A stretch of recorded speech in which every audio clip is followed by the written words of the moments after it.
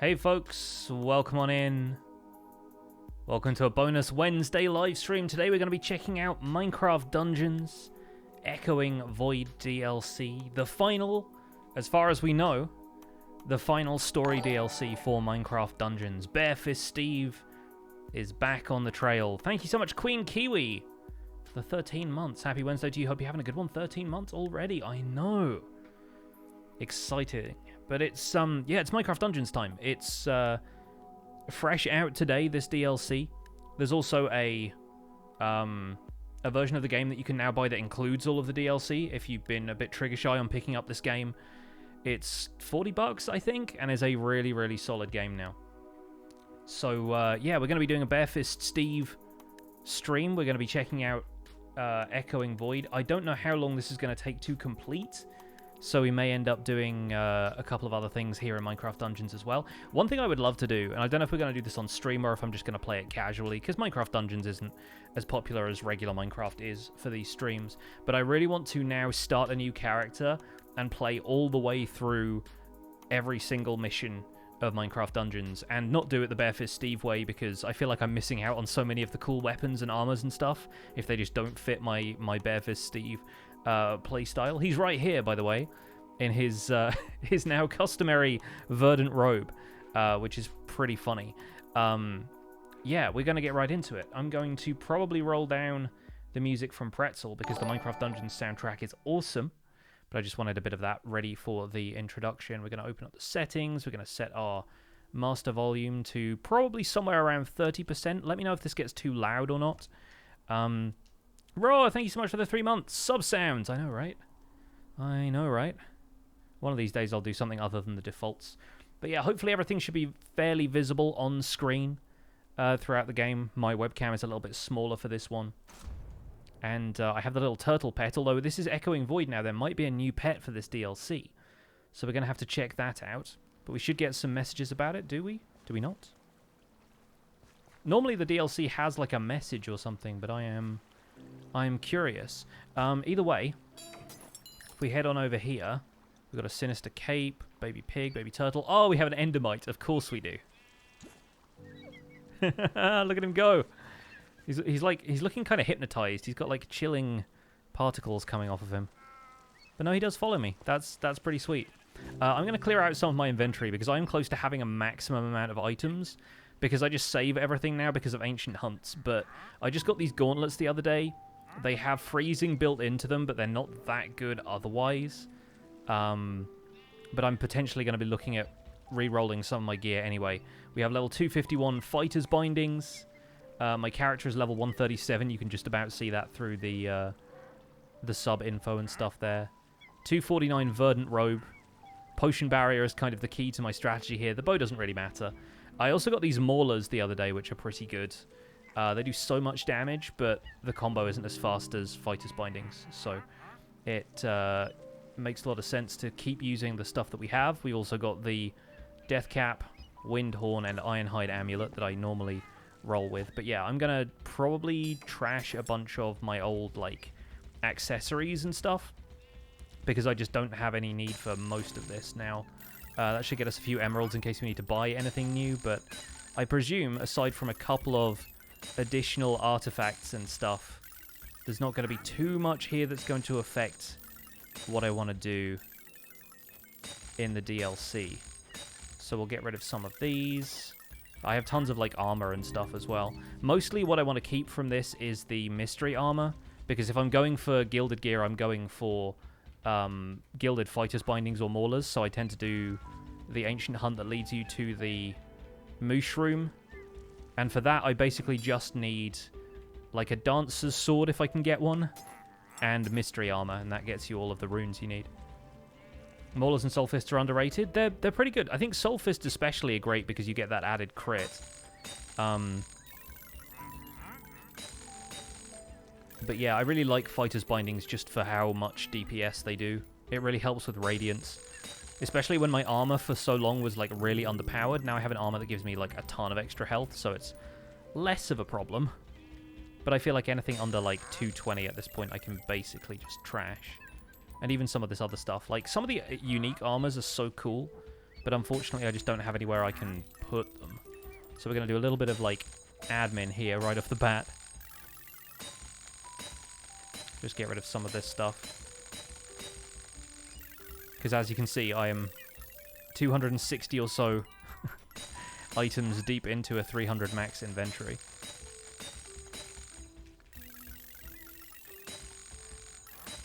Yeah, we're keeping all the mystery armors. I also keep the stuff that I got from events, because I didn't manage to do all of the events, but it's kind of fun to have those, at least. All these Evo robes and stuff. There's a couple of these that rolled pretty decent enchantments, but most of them aren't really worth having. I do like the ghostly armor. the skull mask is super fun. Those amounts of health and damage are so ridiculous. They really are. Like, it's kind of hilarious. I'm at the maximum Apocalypse Plus level, at least as of the last update. So it is really funny seeing how much health it gives me if I, like... This was the robe that I then upgraded from the original Barefist Steve run, and that's level 52. It gives me 500 health. This one gives me 171... No, that's like over 1 million health. That's 1,700,000 health. It is absurd. But we are finally getting to the point where most of this stuff is trashed. And like bows, like none of this stuff has been used basically ever. Which is kind of a tragedy, but hey, this character kind of has a unique playstyle. So if folks are checking this out because of Minecraft Dungeons and they haven't seen what I tend to do in this game, within the first week of this game, I challenged myself to complete it without using weapons at all. So I didn't have a bow or anything melee weapon-wise equipped, and I wanted to see if it was possible to beat the game that way, because if you unequip the items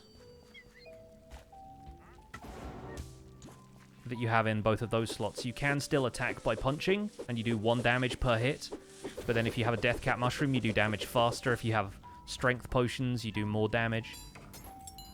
So I ended up beating the whole game that way. And now I need my 250 bow back. I was using this ancient bow, but there's really no difference.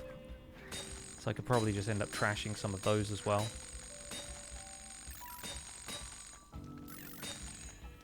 So I ended up beating default difficulty that way. I have not obviously been able to defeat any of the other difficulties that way because the enemy HP is just too high. But it's super fun. What is this game all about? It's basically a dungeon crawler. It's like Diablo, but with a Minecraft kind of theme. You'll see once we get into it. But I need to know what the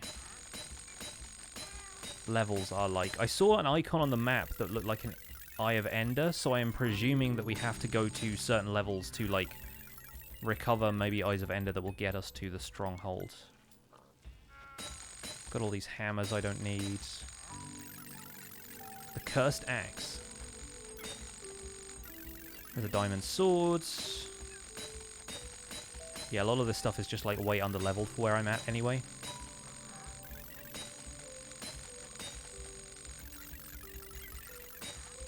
There's a couple of these that are worth maybe keeping for the ancient hunts, but aside from that... Why don't I use a sword or an axe? Because Fighter's Bindings do a ton of DPS. And they tend to get pretty decent damage. The other thing is, when this character started, it was like a challenge playthrough where I didn't use weapons and you were just punching. And so once I got gauntlets and the weapons that like allow you to do damage with like a more bare fist kind of monk style combat, I just wanted to stick with that. But I don't use ranged weapons at all either, so my way of playing this game is just generally kind of weird.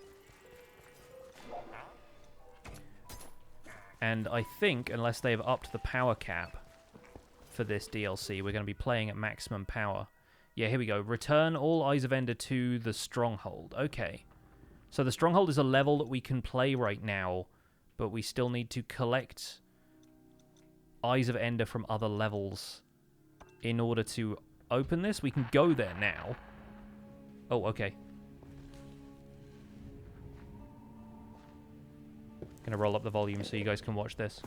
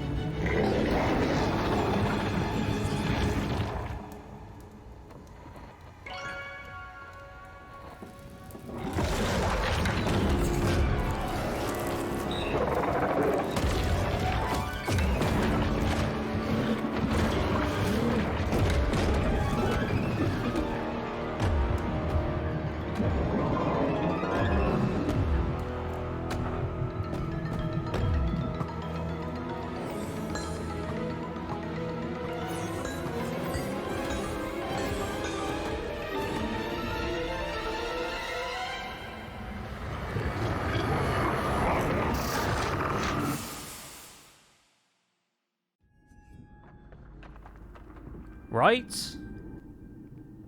So that's pretty impressive. That cutscene kind of supports some theories I've had about this game when it comes to its relationship to Minecraft, because I've always wondered if this is like kind of a prequel game in a way to Minecraft. And imagine if, like, all of those things that came out of the end portal... Those are called Enderlings, by the way. They're enemies once we get to the end itself, which seems to be locked until we unlock the Stronghold. Those enemies could potentially be, like, the reason that end portals are... Hello? That looked weird.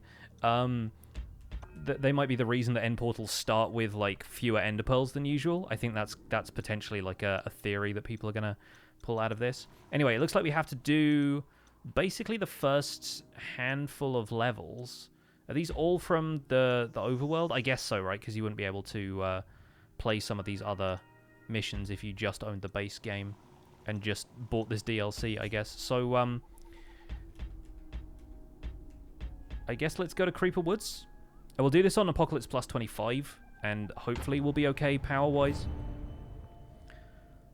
The Stronghold is a DLC, yes. The End DLC just came out today, and you can now buy all of the DLCs as individual pieces. You can buy all of them at once, or you can buy an Ultimate Edition of the game if you don't own the game already.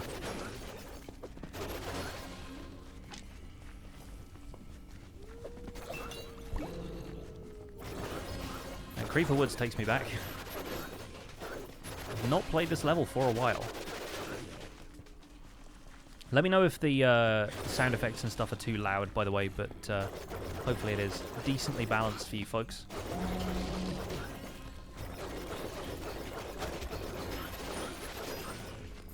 Am I going to be streaming Stardew Valley again anytime soon? Probably not. I tend to stick to Minecraft pretty much exclusively now, just because obviously people are excited for 1.17 and 1.18, so Caves and Cliffs update is kind of grabbing everyone's attention, and the Stardew stuff is super fun to do. I love the game, but I feel like we kind of ran out of steam with that. I still have the island save. I still have like my 100% run kind of like ongoing, but we finished the end of the story part of Stardew Valley, so it was really just like tidying up all of the side quests and stuff. Haven't ever actually seen your Barefist Steve playthrough, and this is so satisfying.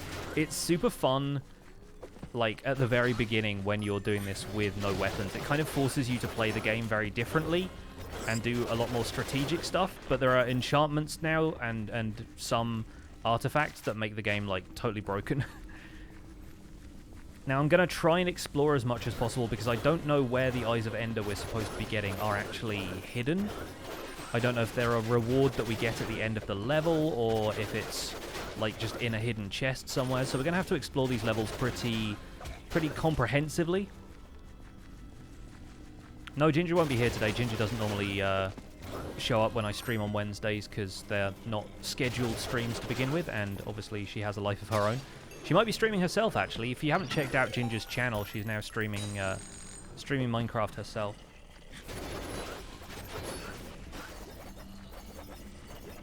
You have to look on the map for secret paths. I will take a look in a second.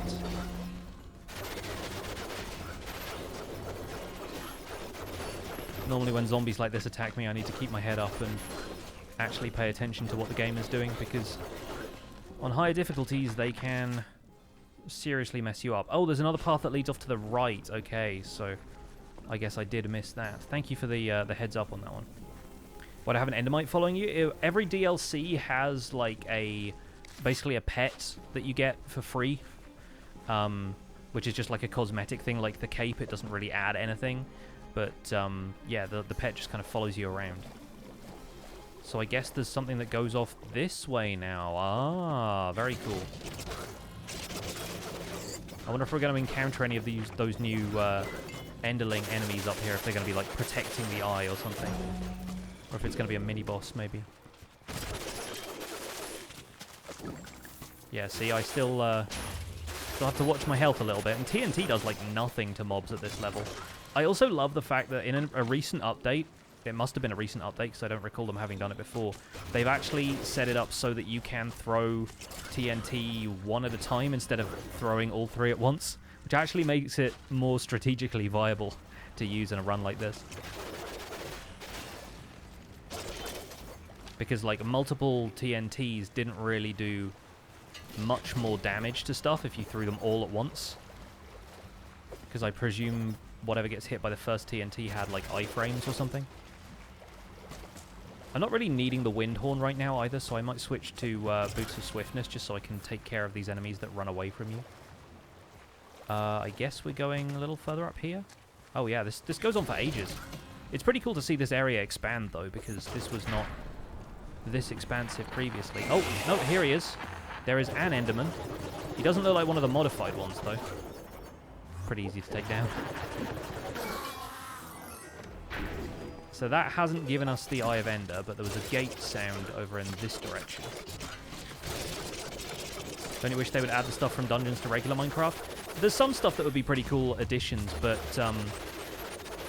obviously, like, the way Dungeons works as a game operates very differently to the way vanilla Minecraft works as a game. Like, there's so much stuff in this that just wouldn't work because you need a top-down perspective to look at a lot of it. Okay, we have a cave over here. So you can throw the TNT separately. It actually does separate damage, which is so nice. And I guess we rolled down here. Oh, okay. Yep. Figured that was going to happen. Beautiful.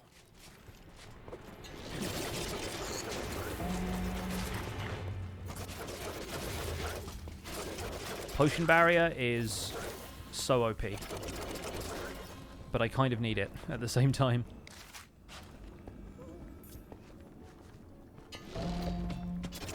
Especially when it comes to enchanted creepers that I can't kill fast enough.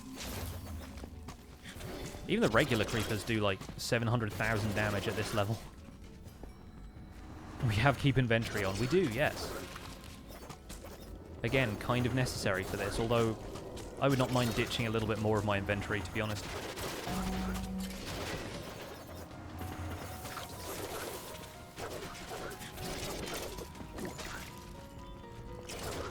A little bit more protection there from potion barrier. I've still not quite got my ideal setup gear-wise. Like, I've got enough that I can get by and pretty much wreck shop, but I've lost souls, we can go back up this way, but I think we need to go further in to get what we're after here. It's really cool that they've reworked all these levels, though. That's super fun. I'm also kind of playing this so I can talk about it on the next episode of the Spawn Chunks, which is the podcast I do about Minecraft and its spin-off games each week. Alright. Gonna take care of these creepers while I still have Strength Potion active. Did that just... Okay, it did just teleport me to the next part of the level, rather than actually taking me to an outside. I was kind of confused by that, because we were going out of an entrance and then coming back in facing the opposite direction. It kind of like cut the line a little bit there.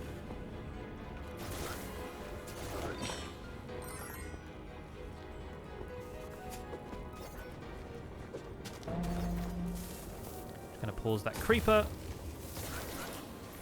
Those three easy to take down. Get trapped by a cobweb for a second. There we go. Yeah, these enchanted creepers, they're the problem. They're the ones that make me happy. Ooh, archer's armor, nice. Shout out to Mifa.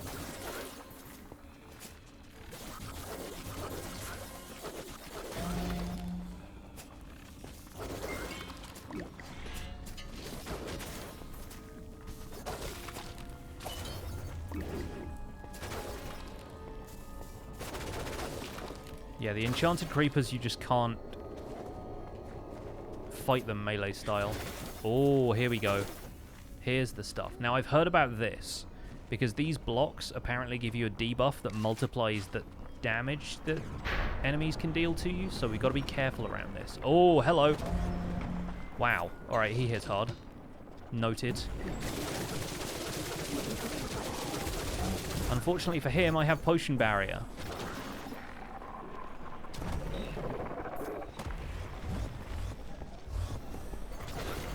Alright, buddy. These guys seem like small fry, they're not a big deal, but... Spiked eye. Yeah, he hits pretty hard, huh?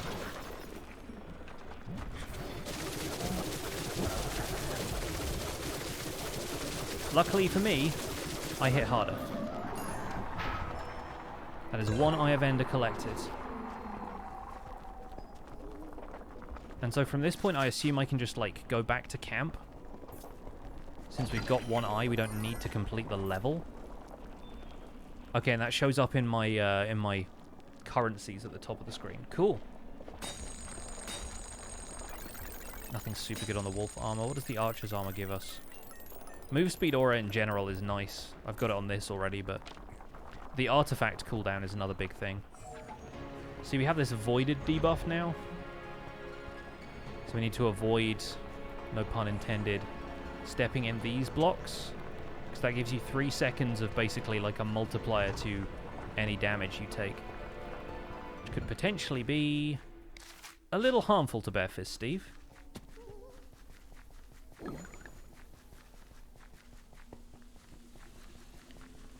But let's finish up Creeper Woods. We might not do every single level this way, but we might as well speed our way through this one. Get my swiftness boots.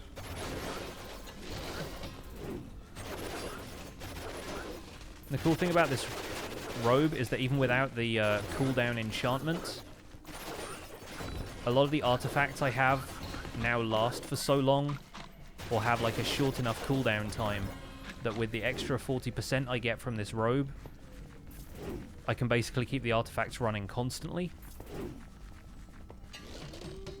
And by the time they run out, they're ready to refresh again. So I am speed. Stopping occasionally to deal a little bit of damage. Sorry if you can hear my neighbors doing more building work, by the way. They are knocking stuff into the walls. And to be fair, we repaid them for that today by putting up some shelves in my wife's office, so hopefully they heard the drilling sounds.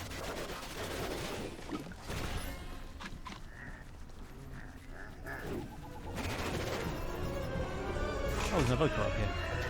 I saw the health bar and was like, where is this guy? Turns out he was up a tree the whole time. Yeah, Strength Potion plus Fighter's Bindings is a little bit OP. Then again, some of the mobs at this point are pretty OP too, so I'm not gonna complain. I did die once already.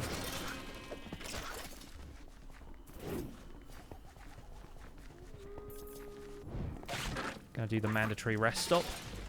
Get some more emeralds. Barefist Steve has a lot of money in the bank at this point. Come back here, piggy. A Whispering Spear. Is that a new one? That looks like Ocean DLC stuff to me. See, this is the point at which I really wish I use ranged weapons.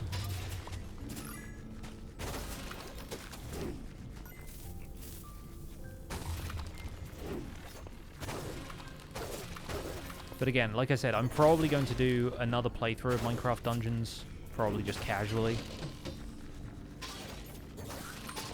where I play around with some other weapons. I might just default to Fighter's Bindings anyway, because they're just generally quite good. Like, I happen to pick a playstyle that lends itself to one of the more OP weapons, but I kind of want to see what else you can do now that this game has had a bit more time to balance some of the other weapons. Like, the magic stuff is much more robust as a system now. There's like enchantments you can get on armor that boost your fire damage or lightning damage. If you use enchantments that favor that kind of thing, you can create some pretty OP builds.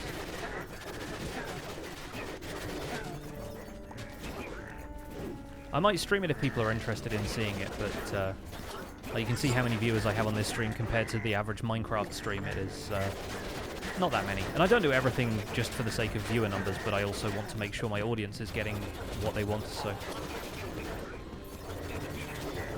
Enchanters with regeneration is kind of cruel.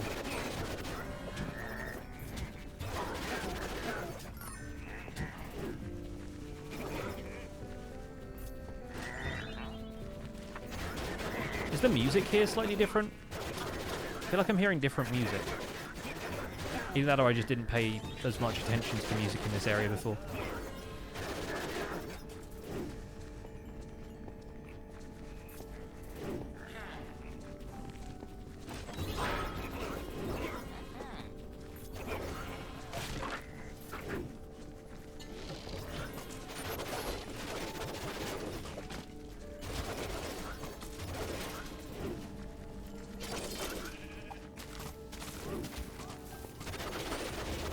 Well, that TNT was useless. Might have hit a couple of mobs, but for a second I was still operating like I had a wind horn, and I don't now. We'll just run on through. Excuse me.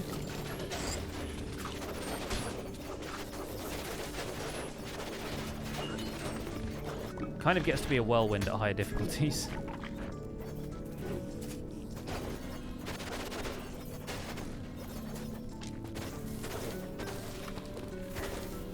Been curious about dungeons for a while. It's a really cool game. It now has an Ultimate Edition out, so if you want to buy the entire game, it's like $40 for the base game and all the DLC. There's about 50 or something levels now. It's so many levels compared to what it was when the game first started out, and everyone was like, this isn't worth it, and I'm like, yeah, because you're paying $20 for a game that has, was it like 14 levels on launch? And part of the appeal of this game is that you're supposed to be able to, you know, replay the levels multiple times on higher difficulties. You unlock more gear on different difficulties as well. So it's like, it's a slightly different game once you get into like adventure and apocalypse difficulty. This fortune spear might be worth something. Have another basic bow. Oh, what is this? Hello. Shadow Surge, Shadow Blast. Mobs defeated while in shadow form grant extra souls. So I wonder if that's to do with either like another accessory that we can get, or just like the Shadow Brew potions. I know there's a ghost robe or ghost cloak or something accessory as well. My neighbors are really banging on the wall now. These villages are free. Mordio, thank you so much for the 4 months. And Human19, thank you for the 2 months. Really appreciate that. Thank you.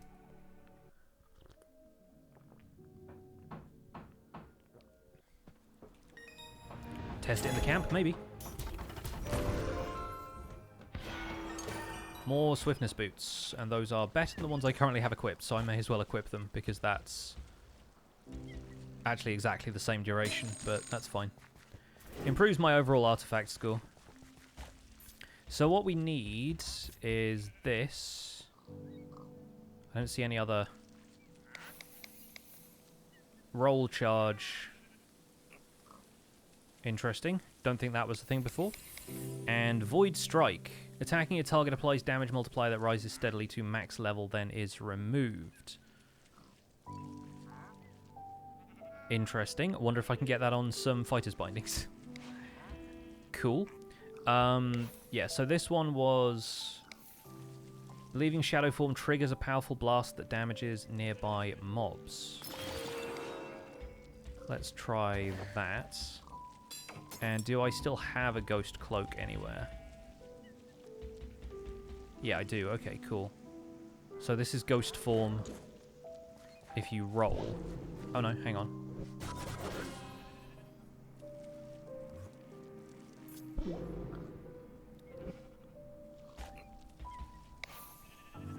Shadow form is different from ghost form then. Interesting. Wonder if it's something I can do with surprise gift if I generate a shadow brew, which I didn't. Gonna run around the block a few times. Mystery merchant still giving me 251. Satchel of elixirs sounds like the same thing as surprise gift. Nothing new in the way of weapons or armor here yet, but I expect we have to go to the levels before they'll start appearing at camp. So is it just the Shadow Brew potions? That's interesting. Which is weird because, like, the other enchantment, where was it? On here. The other enchantment, which we can't read now, said, like, mobs defeated while in shadow form give you some sort of bonus. I forget what it was now, but yeah, we still have a Shadow Brew potion. Never mind. I assume it's just like a radius area of effect kind of thing. But yeah, you can only defeat one mob in shadow form because then it takes you out of shadow form to do that, right? It's weird.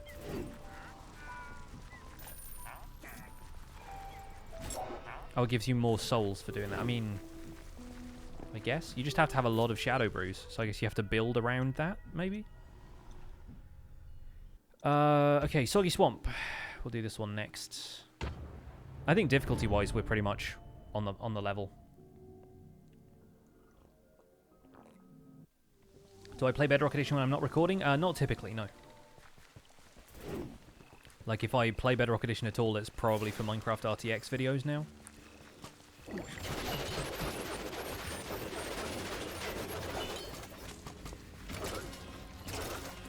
We could try it out here once I've dealt with the rest of these mobs and can switch armors. Since we have a Shadow Brew from that now. This probably isn't going to last very long because... So if I'm near this guy when I come out of Shadow form, in theory it's gonna... It explode? Oh, cool, okay. Yeah, that works. Nice. Again, you have to build that around Shadow Brews, which might be more common in the DLC levels, but I don't really know yet.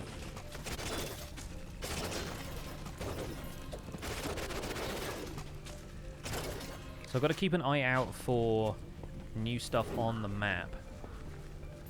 But aside from that, we can just tear through this level, really.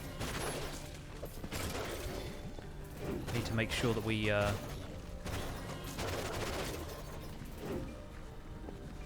keep our eyes open for these Eyes of Ender and these optional boss battles.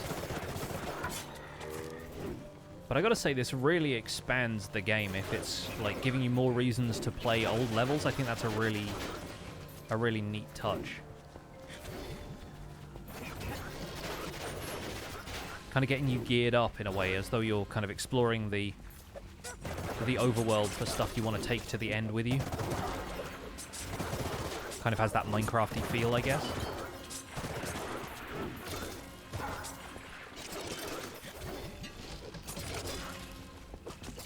And seeing as we're doing this on basically the hardest possible difficulty setting, I have no idea what the final boss of this DLC is going to be like. Expect me to die a couple of times? I am seeing another landmass over there, but I don't know if that's part of the level or not. Maxenstein, thank you so much for the 9 months.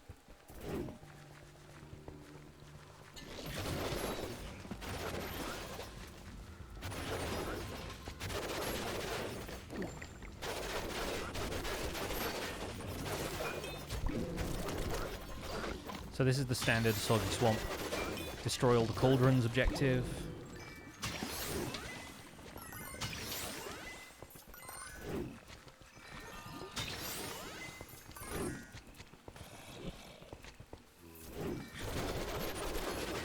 Don't have to defeat every mob in this area.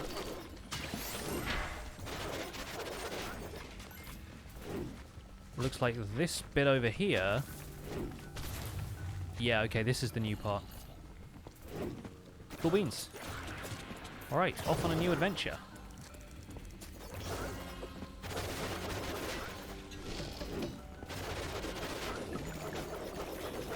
Double damage, quick, deflect.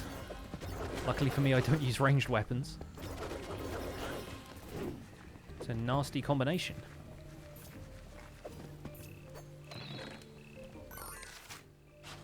New ruins here in the swamp. Ooh. Nice, I like it. Bit of a creepy crypt vibe.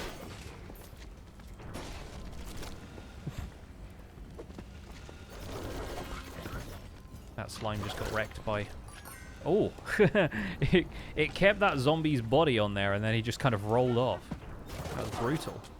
Endermite, no! He'll be back. He'll teleport to me. Pets do that. Oh, okay, and that's all falling out from underneath me.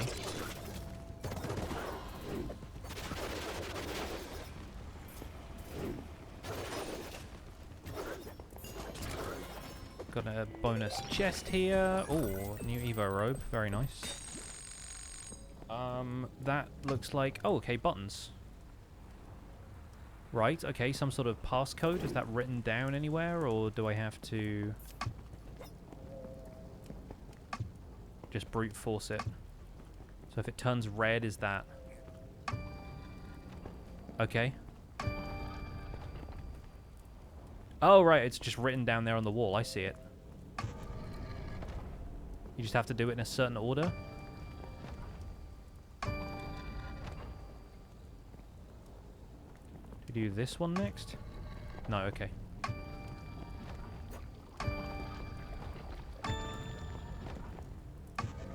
Oh, so close.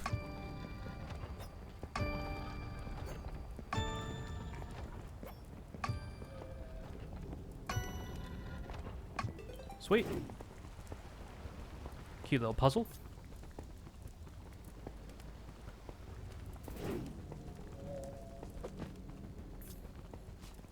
I love the geometry of this. It feels like they've learned so much about the way they want to design these levels from, like, the Ocean DLC. Just look at the perspective you're getting as you come down here. Like, that section down there is so clearly, like, where you're going. There's a chest down there and everything, but you're just exploring the foreground until you get to this part of the level. Like, the dynamics they put into level design since the DLC started coming out is so cool. I feel like especially the Ocean DLC handles depth like that really well.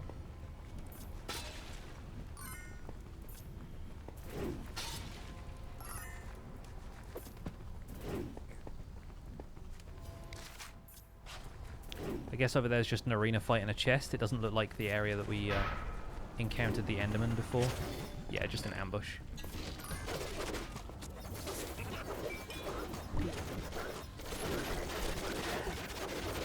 This is kind of a fun warm-up to the end levels.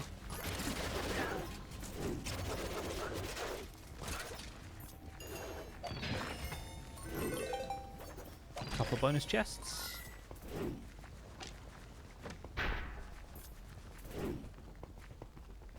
And I guess we will mosey on this way. Okay, here looks like our next ambush. And this is Blight Eye, so this is a guy with slightly different enchantments, it looks like.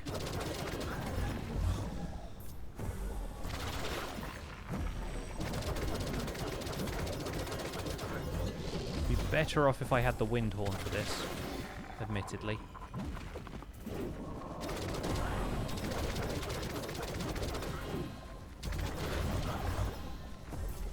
Okay, not doing too badly.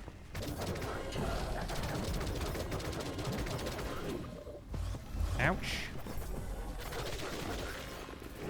Really want my potion barrier back. Alright, we got him. Cursed Axe and an Eye of Ender. So that is 2 for 2 so far. Take another quick look around this area. We've got another mystery armor, which I guess I'll keep for the sake of using it. Oh, and that part is all corrupted looking. Nice. Hey, Shags, thanks so much for the 11 months. So close. You're a nerd already. We all know it. Welcome back. Thank you so much for the resub.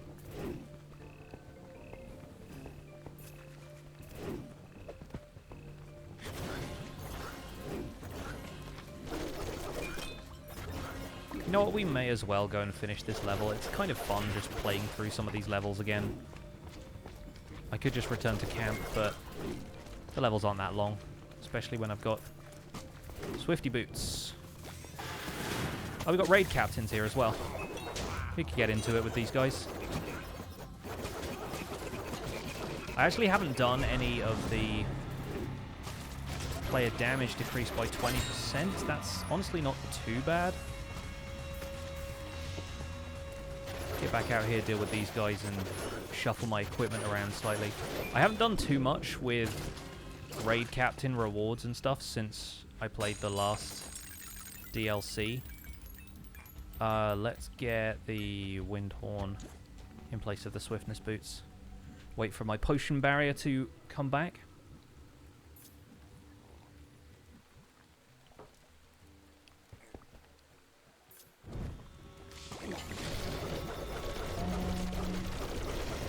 The wind horn is just better for slowing enemies down.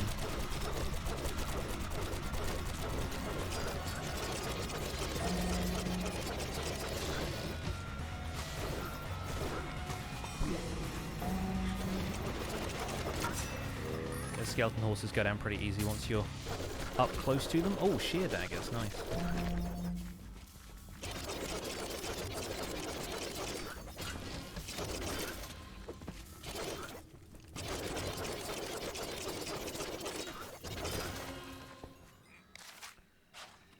Okay. Creepers with gravity pulse is just mean.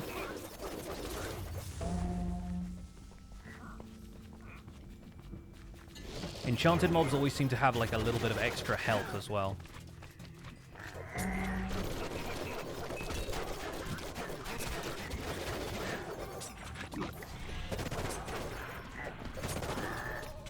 I think I might go for a second banner, but I probably won't go any further than that, because multiple pillager captains often makes levels like this virtually impossible to complete. Just gonna run away from these guys for a second. Yeah, figured I would probably die from that.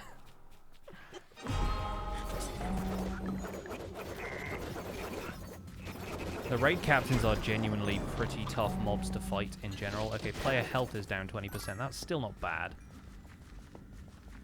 We could maybe take a threat banner as well, but outside of that, I'm not interested in pushing my luck. I got one that was like, mob health is increased by 170%. I was like, okay, so they're now 3 times as long to take down as they were before.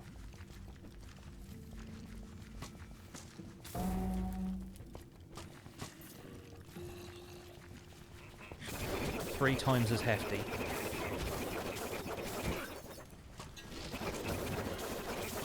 That'd be okay if I got Radiance on every hit, but you don't, so... Alright, alright. Let's get out of here.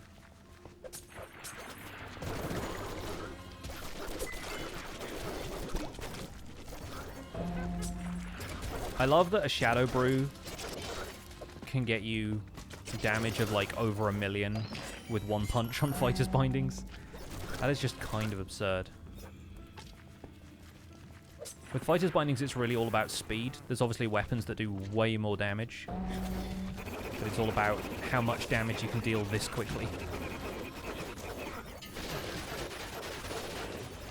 Vindicators with Gravity Pulse is also pretty rude.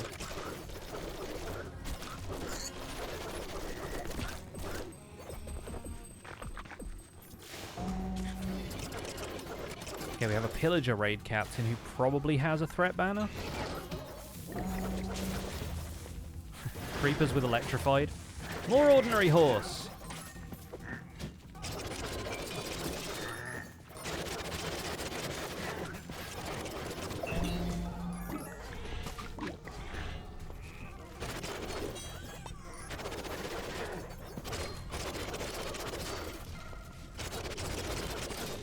Why are the Skeleton Horsemen so powerful?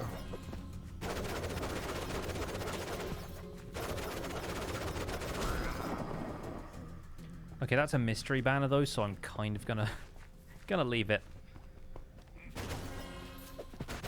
Like I said, I could go for a threat banner, but another mystery banner would be pushing it.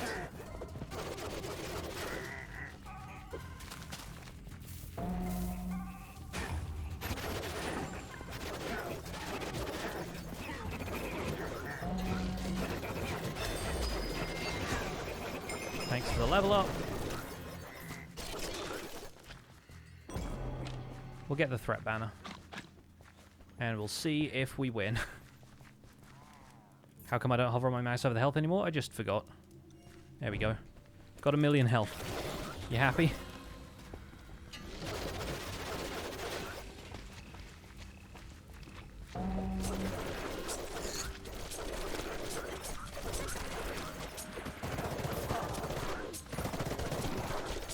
Just fighting my way through clouds of poison.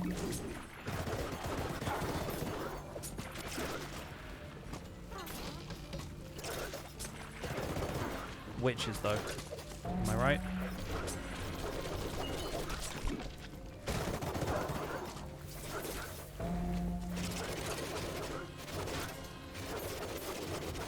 So all we really need to do is get to the cauldron at this point.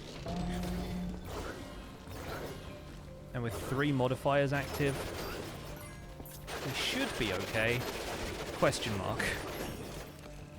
I mean, if all else fails, I just have to be really careful with taking damage and using Potion Barrier.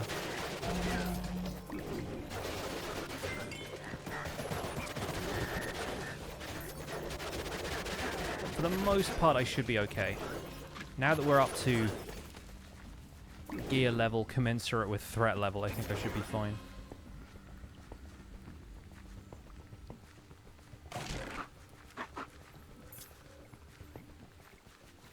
Tank the cauldron, that's the plan.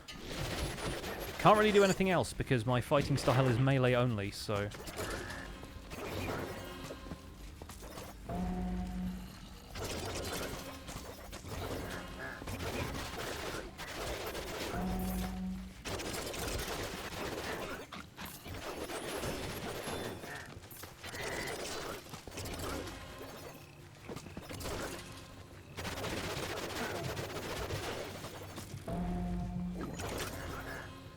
Basically had to use that one when my health was getting dangerously low there.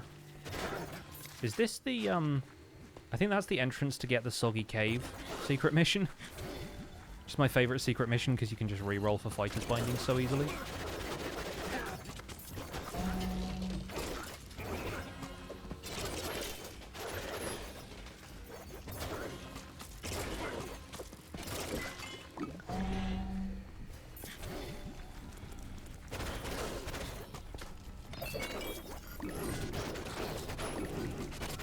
Not sure what these skeletons...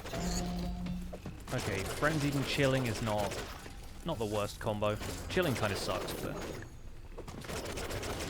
If they all had Electrified, I would probably have died there. Electrified for this playstyle, worst enchantment an enemy can have. Okay, so here we are at the boss. And I'm probably not going to do super well right away.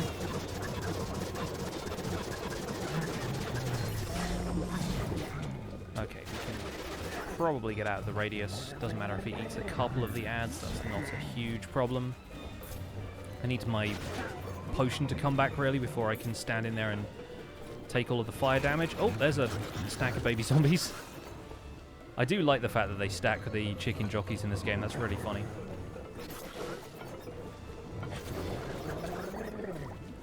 As long as the mobs are behind the fences here, it's usually not much of an issue. So now we can just stand here and take some punishment for a while.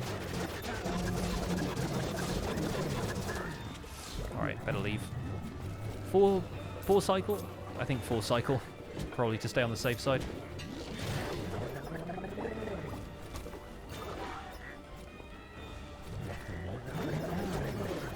The cauldron pulls like enemy bodies back to it, but if they get stuck on this little section of the fence here, then they usually can't go any further than that.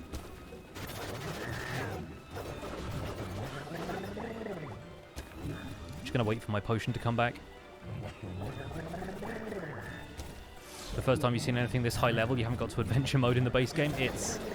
It's a whole different game on Apocalypse, especially Apocalypse Plus.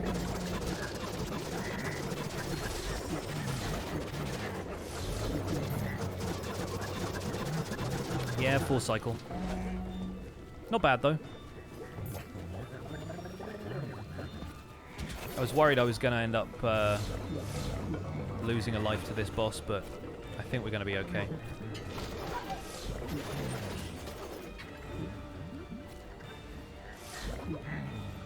He's managed to eat a couple of them. I think they've actually changed either some of the level geometry or some of the mechanics here to make it slightly harder than it was. Because I could cheese this on default difficulty with no weapons.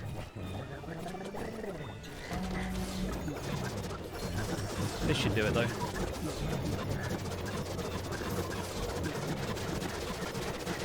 And we are done. Sweet deal.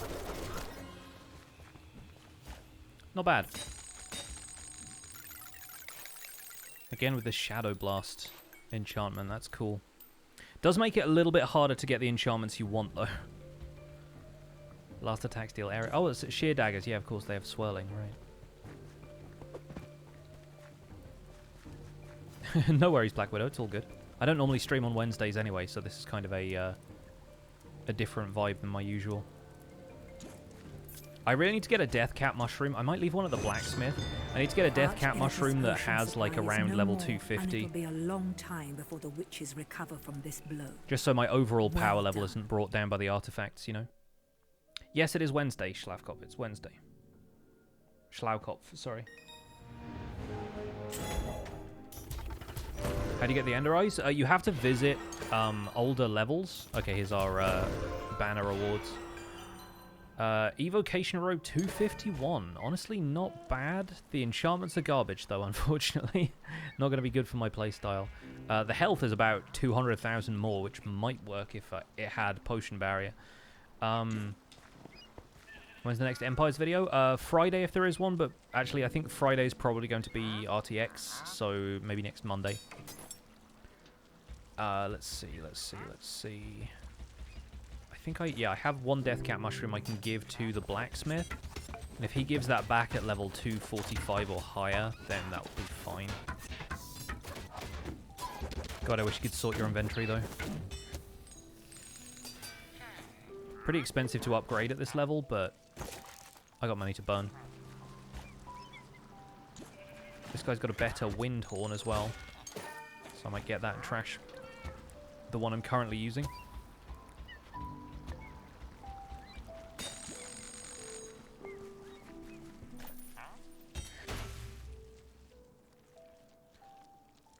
There's a new enchantment on that I'm kind of curious about, but not interested in any of those.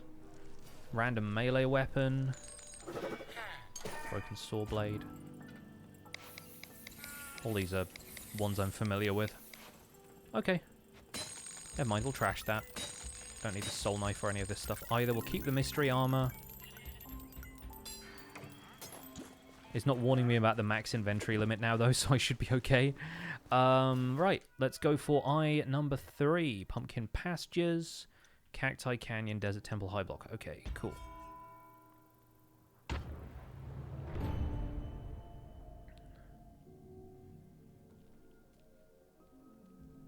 So yeah, there is new enchantments. There's probably a lot of new gear once we get to the end levels, but I think we can probably swap back to Swiftness Boots for the moment.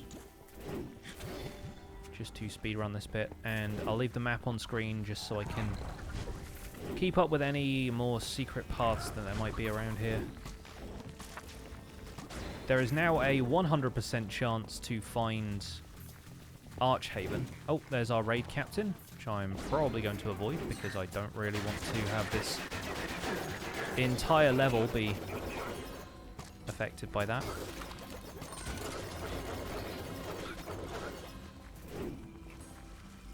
Okay, so that's pretty much the same. Fast attack, quick and frenzied. The fastest zombies you ever did see.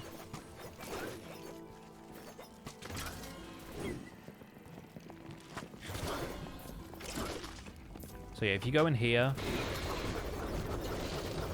aside from immediately getting ambushed by everything under the sun,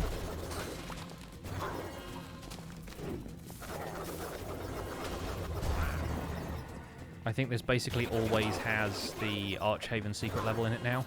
Like 100% chance. But I have that already, so no need.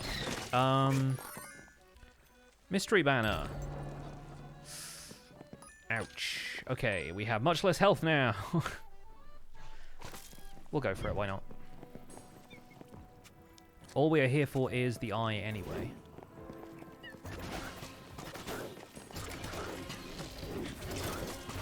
So I'll just play a little more carefully with potions and whatnot.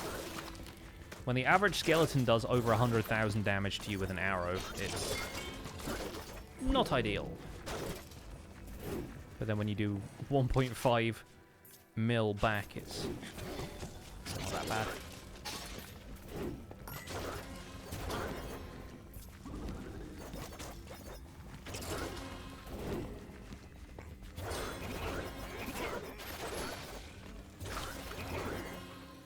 Okay. I'm going to guess that the Eye of Ender track is up here somewhere. Excuse me.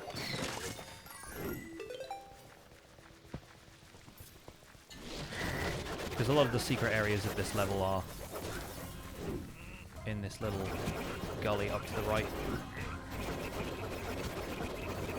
I think you've got me cornered, but I've actually got you cornered. There we go.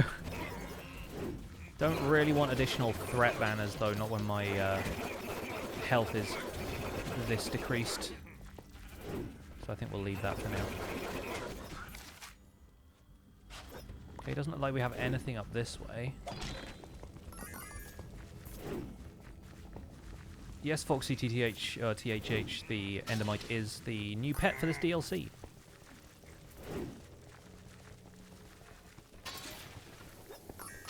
I don't know why I'm even collecting the emeralds at this point. It's just fun to break stuff.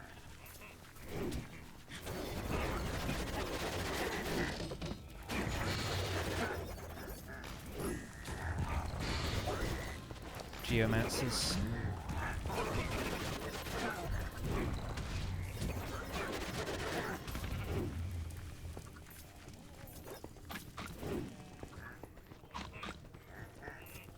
We'll get the sickles, just in case.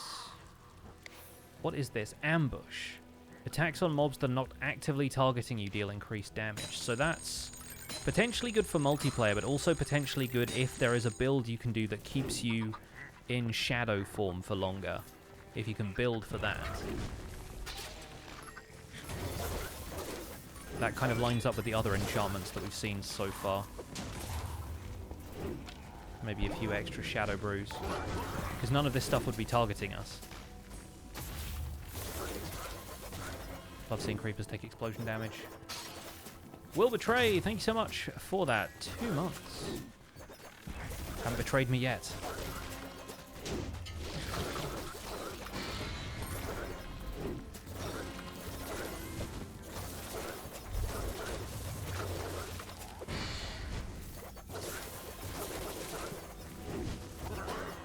And so much stuff wants to blow me up on this map already. Kind of like it. There we go. I think down here and to the left is going to be our little diversion. Yeah, this is new. Across the bridge, through the pumpkin fields.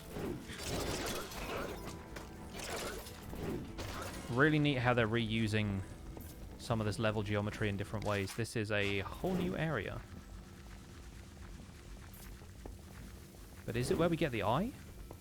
Or is this just like a new bit?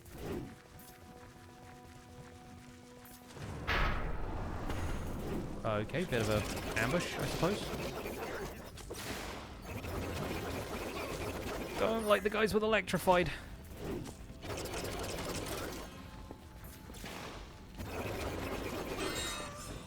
Ooh, Frost Sight. Nice.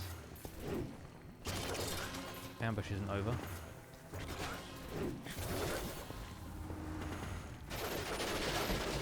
At least I got my potion back. Regen and chilling. Okay, not terrible. Love stealing block pallets from this game. I'm surprised that we haven't seen more people implement all of the textures from this game as, like, community-made texture packs, because they've got some beautiful, like, additions to, especially, like, village and dungeon palettes. Just looking at all the different variants of dirt path you can have in this game.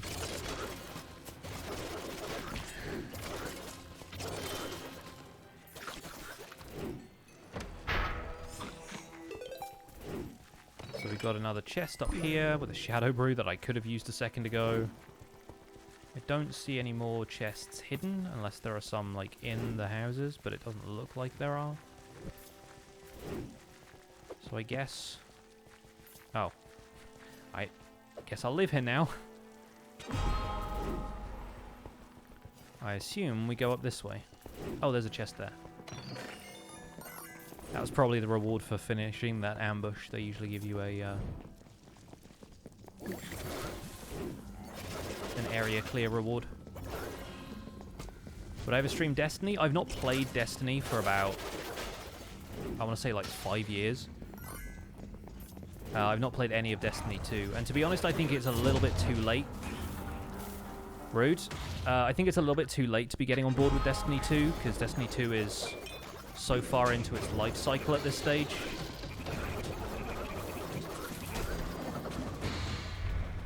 Don't really want the mystery banner, thank you.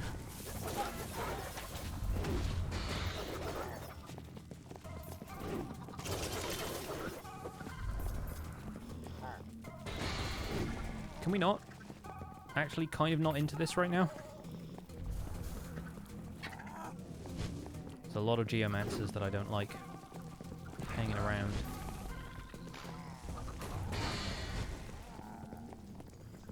Just gonna wait for my potion to come back. Would I ever make a Minecraft Pocket Edition survival guide? Basically, anything I do in Bedrock Edition works in Pocket Edition as well. Pocket Edition is the same thing. Bedrock Edition on Windows 10 is just, like, aesthetically maybe slightly different from, like, the crafting interface and whatnot, but it's still the same game. And I tend to only play Bedrock Edition when it comes to the RTX version of the game. Because of that being something more unique that I can't do on Java.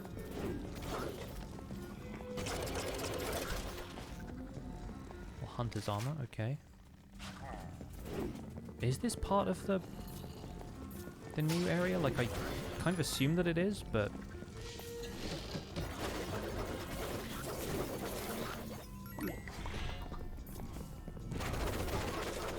There isn't any of the, like, end iconography, so now I'm not so sure.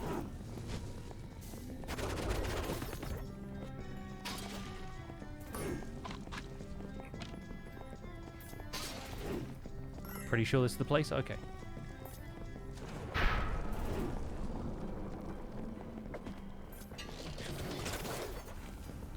We've got another ambush.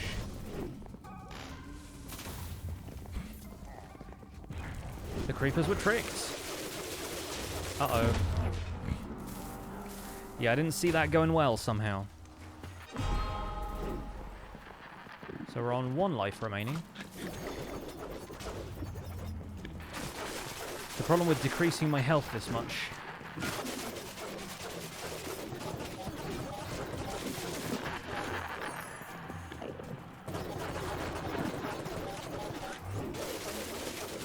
The ambience in the background is definitely saying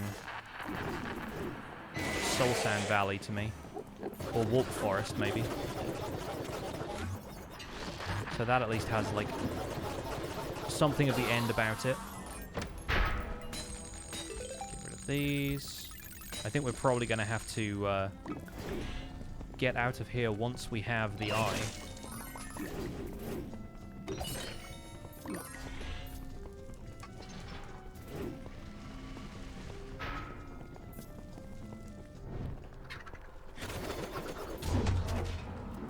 Because that keeps happening.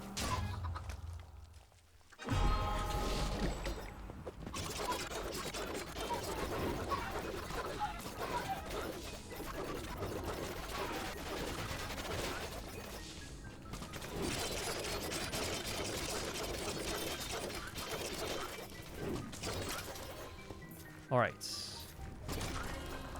Any more enchanted enemies, I'm going to have to be hanging back until I can get my health potion. Because 60% health decrease is not good at this level.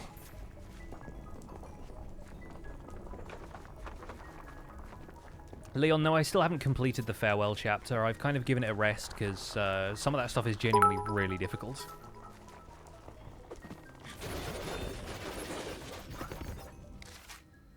Yeah, this feels like an arena to me. Yep.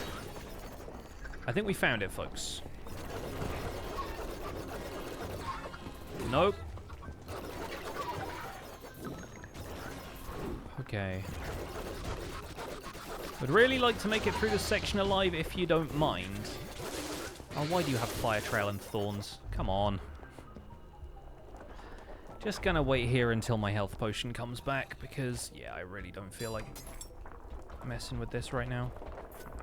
In fact, how about we do that for a second? Devon, thank you so much for the 100 bits. Glad you're enjoying the surprise Wednesday stream. Looking forward to actually getting into the end levels. We've been playing for an hour already, and we haven't even touched the new levels. Because we are currently working our way around to actually getting the Eyes of Ender that we need to begin with. Alright, which one are you? Savage Eye, okay. Frenzied and Crit. Oh, that's not going to be good. Not with the amount of health I have. Thank goodness for Potion Barrier, I guess.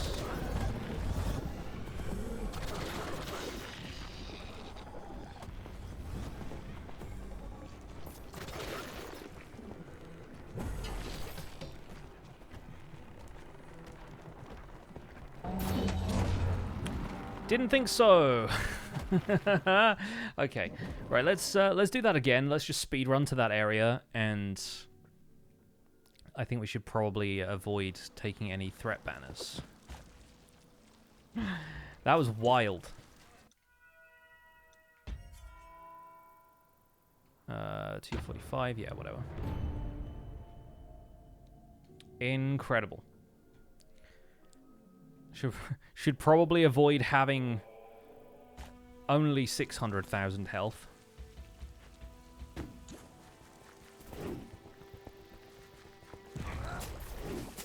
Don't give me tempo theft when I'm trying to run through this quickly. Oh, that's entirely the wrong direction.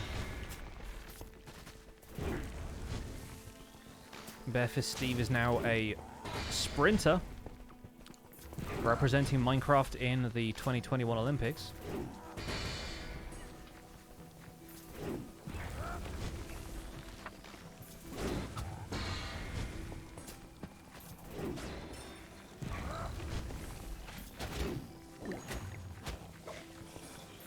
Don't really feel like fighting you lot right now. I assume it's going to be in roughly the same place each time. Yeah, so this part off to the left seems to be the tile we want. Well, we died once.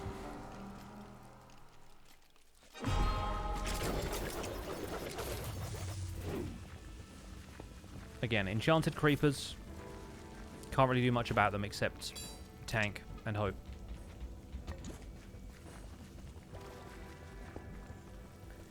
So, quick little arena fight again. No Shadow Brew this time, though.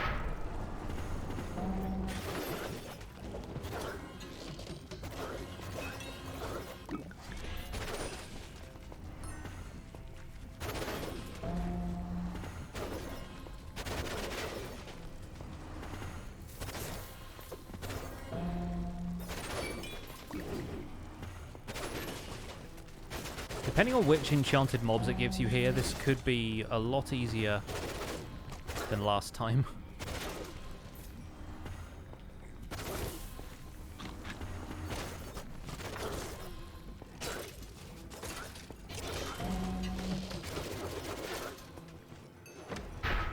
Yeah, that was much easier than last time. So it didn't spawn a ton of things with protection and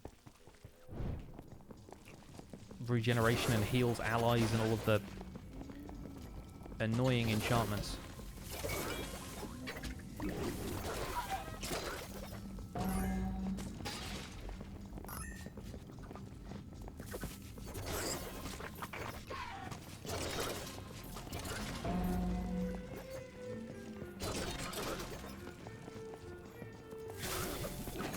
Okay.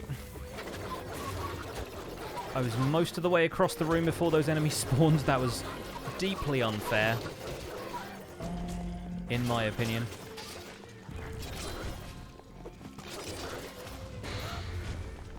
And now the Geomancers are just out to get me every time.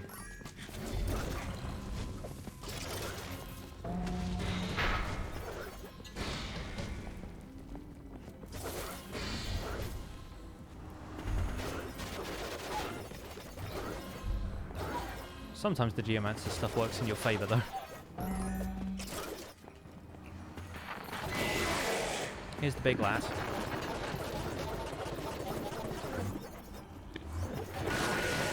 Oh, two of them.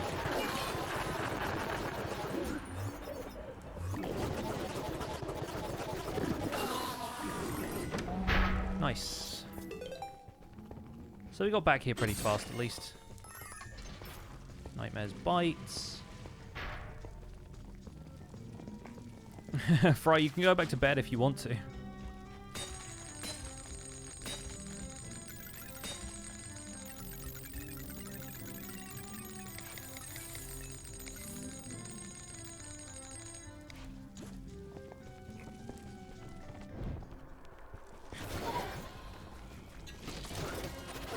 Alright, hopefully this time the guy doesn't one-shot me.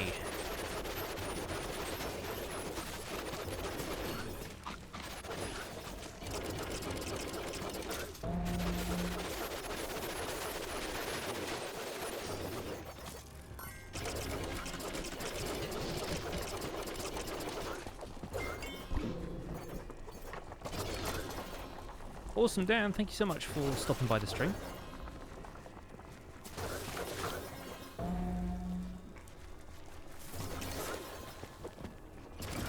First time here, I do appreciate you checking this out. We are normally a Minecraft stream, but today I'm playing a bit of Minecraft Dungeons because the new DLC is out and I'm very excited for it. Ow!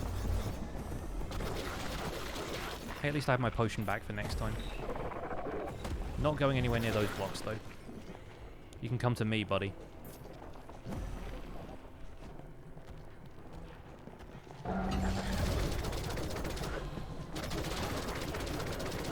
The cool thing about slowing them with the wind horn is once they start that attack animation, you can roll out of the way and they still land the attack where you used to be. So it's kind of like being the Flash. There we go. See, this fight's easy when you only have... You have 100% of your health and, like, not 60% less than usual. I think we're probably going to go back to camp for this one. That is 3 eyes so far. We still need to do... is it Desert Temple? Cacti Canyon, Desert Temple, and Highblock. So we'll just try and breeze through these last few. More people should stream this game. It's a really good game. I think the problem compared to regular Minecraft is that you don't have as much creative potential with this game. And a lot of what people like about Minecraft is like the building and creative side of it. It's what makes the game different for everybody. But this game has so many different builds and fun challenges you can do, and there's so much content now. Like, genuinely, if you own all the DLC in this game, it'll take you a few streams to play the whole thing.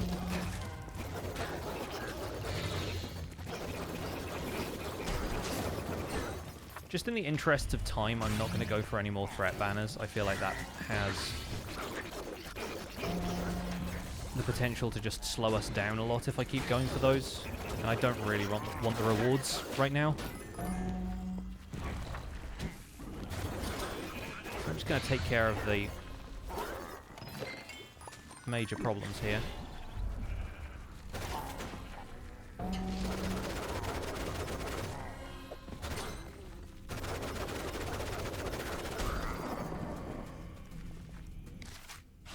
And that'll do.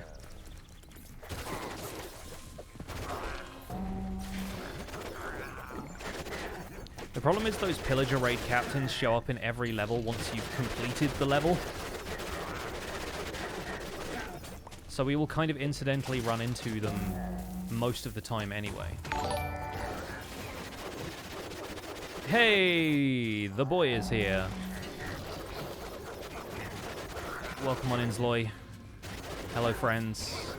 Thank you so much for the raid, buddy. Hope you are well. Hope you had a good stream. What were you up to? More Truly Bedrock stuff? Today we're checking out the latest Minecraft Dungeons DLC. Just came out today. Right now the game has us going back through some of the old levels looking for Eyes of Ender. That apple is a trick. It will make me pick up the banner instead. Do not trust it. So there are these new, like, extra sections of each level that lead to a boss fight with a super-powered Enderman guy. And once we've done 6 of those, we get to go and check out the end DLC levels. So it's kind of a neat way of having you replay a bunch of the base game before you... Oh, that looks fun. Before you really get into the DLC proper. Heals allies is possibly the worst thing for a group of enemies this size to do, so I'm just going to throw them all into a pit. I think that's easier. Alright, we just get a small reprieve from that. Hey, cool, some more gauntlets.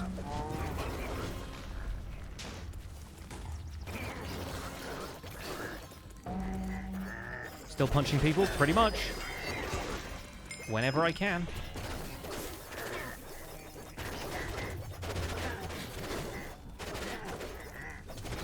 To be fair, people keep still lining up to be punched, so... At this point, it's the equivalent of just, like, holding an arm out and them clotheslining themselves on it. And now I'm invisible.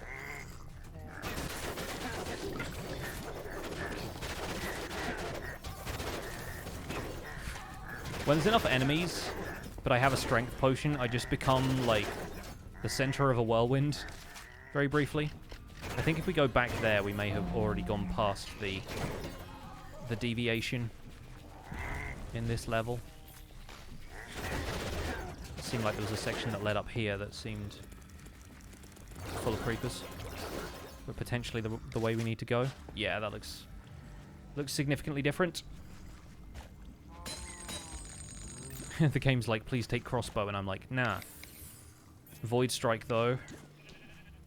That'd be good if it was on fighter's bindings. Something tells me on regular gauntlets it's still not quite going to cut the mustard.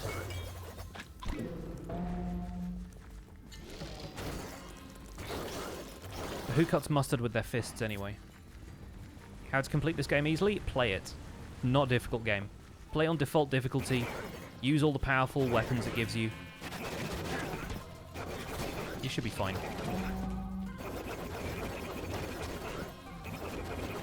There is a scaling difficulty system which will allow you to select lower difficulties if you are having trouble on higher difficulties, but basically all you need to do is equip the most powerful weapons or armor it gives you, and the game will basically, like, keep feeding you more and more powerful weapons and armor. So it looks like that really wasn't where we needed to go, but hey, a fun diversion.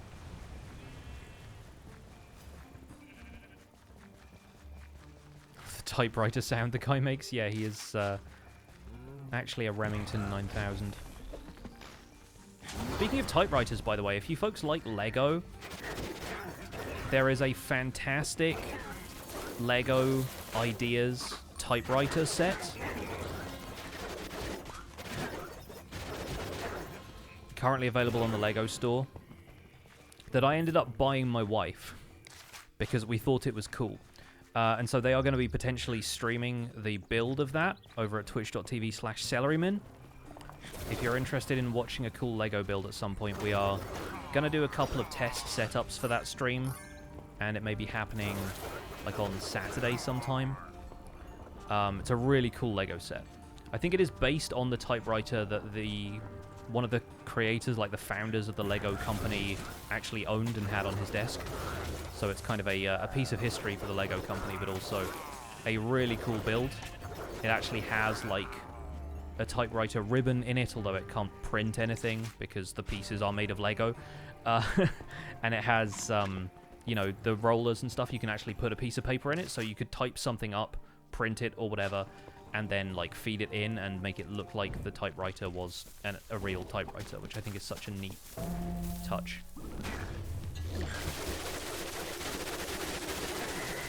Thorns and Fire Trail is a recipe for disaster if you are not Barefist Steve.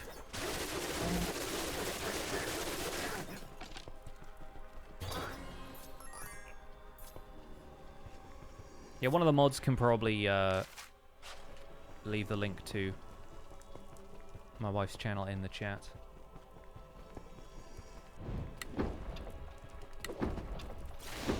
So we've got a bit of a desert temple basement level here for our 4th Enderman encounter, or Enderling encounter, I should say.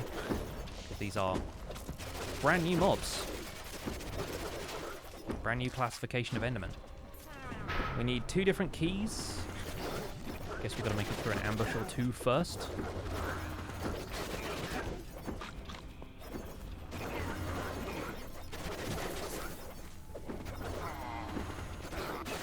Guaranteed there's going to be one wave of these ambush that is just enchanted creepers. So here's our blue key. Can't believe full damage knocks this guy off your back as well. Ridiculous, say I.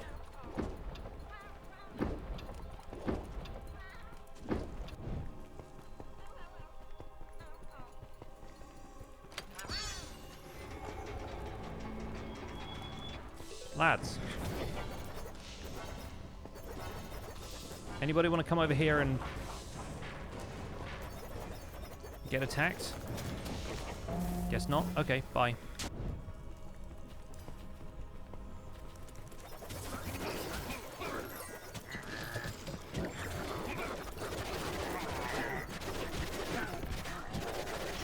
Easier than the sewing machine you got from the 60s a few years ago before you could drive? Fair enough.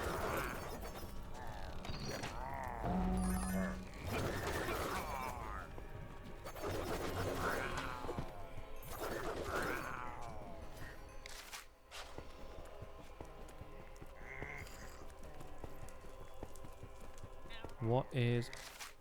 Uh-huh. That's another blue key. Do we need to have the blue key to unlock the gold key? I'm confused.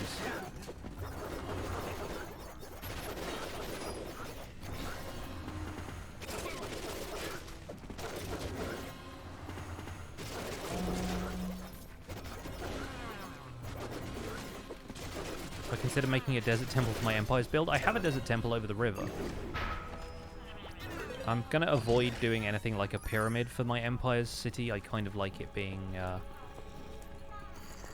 a little different from the... Oh, okay, we need a blue key to get to the gold key here. I want to make it different from like the desert builds that you will typically see, like pyramids and the kind of more Egyptian-inspired stuff. Like, I'm more interested in keeping the theme a little bit more unique.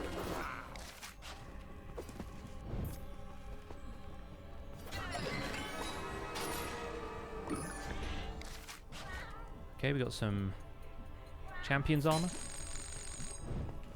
I think I'm good for the moment. Alright, didn't take full damage that time, so can actually unlock this.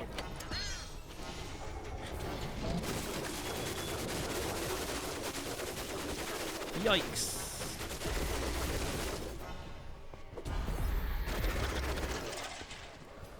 I tell you what the worst mobs are, those Necromancer guys with fast attack. That's an awful combination. If I was going to do a big build like a castle, it would be referred to as a palace. I mean, it might. I don't really know.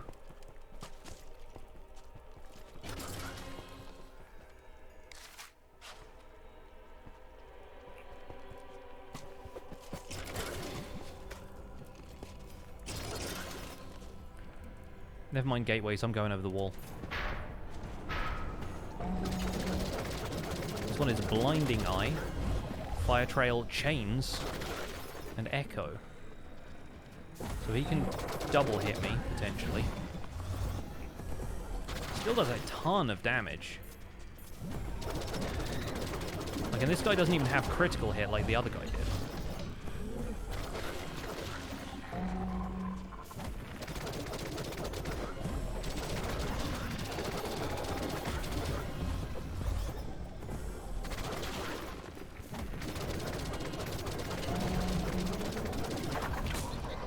Cool. Not a bad fight. We got a trick bow. We got a nameless blade. Let's go back to the camp. The palace is more for opulence, the castle is for defense. I expect so, historically speaking. In Minecraft terms, neither really matters all that much to me. Levitation shot. After rolling, the next attack will cause the target to levitate briefly, and it takes fall damage. Interesting. I think Artifact Charge was a older enchantment. I could be wrong.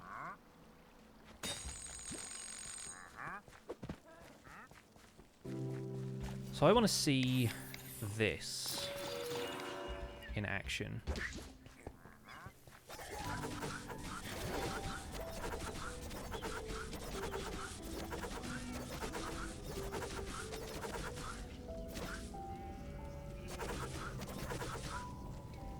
So that's getting this from a base power of, yeah, 247,000 up to like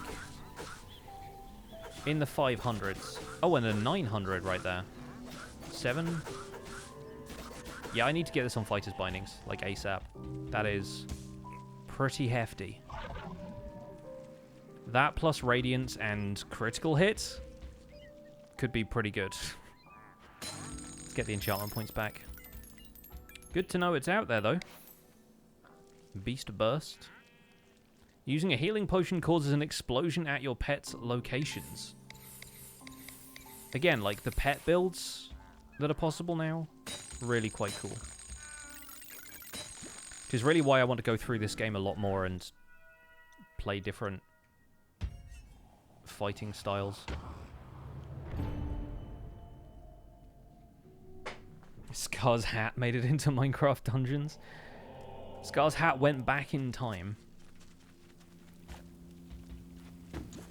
Let's go the speed route again. Excuse me. Not going to stick around to get electrified by those guys. More pillager raid captains. Not a fan. Just going to go up here. And I guess get lost because I'm looking at the map and not at the terrain. I'm hoping that that section off to the left wasn't the bit that leads to the eye.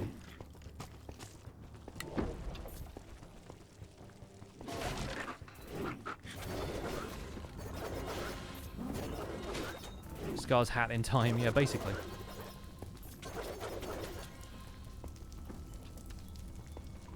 If Scar's next Minecraft skin was Hat Girl, I would approve.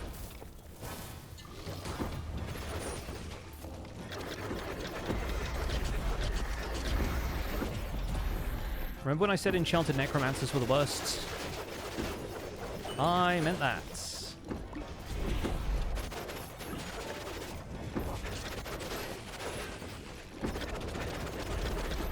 Strength potions are pretty helpful though.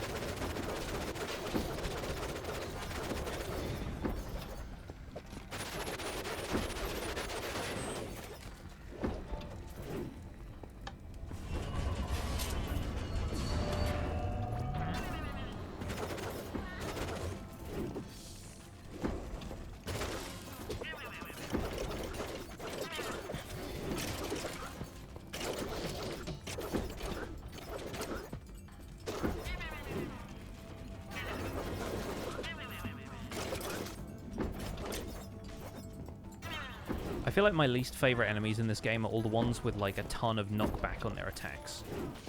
So the Skeleton Vanguard are potentially among that number. Because then they just do this. I'm like, guys, don't make me actually have to run around you.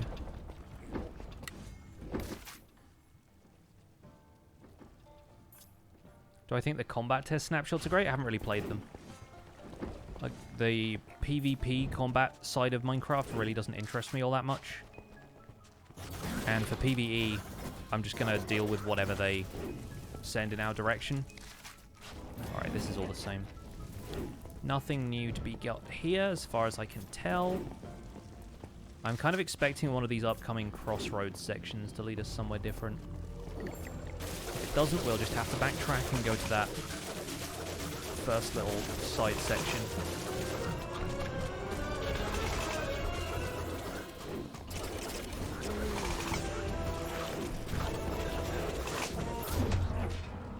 Yeah, that wasn't going to work out very well, was it? What is the strongest mob in dungeons? That is probably the boss of this level. I mean, I don't know if he's like the strongest in terms of health. I'm pretty sure the secret level boss, Mushroom Monstrosity, is probably the tankiest out of all of them, but like strong just depends entirely on what difficulty level you're playing, because there are a ton of different enemies and their power scales depending on what difficulty level you're playing on. In terms of like OP bosses, I really feel like this level has one of the worst ones, because he has an attack where he makes a bunch of clones of himself and they all fire inwards at you from like a circle, and so he can basically one-shot you if you're not paying attention.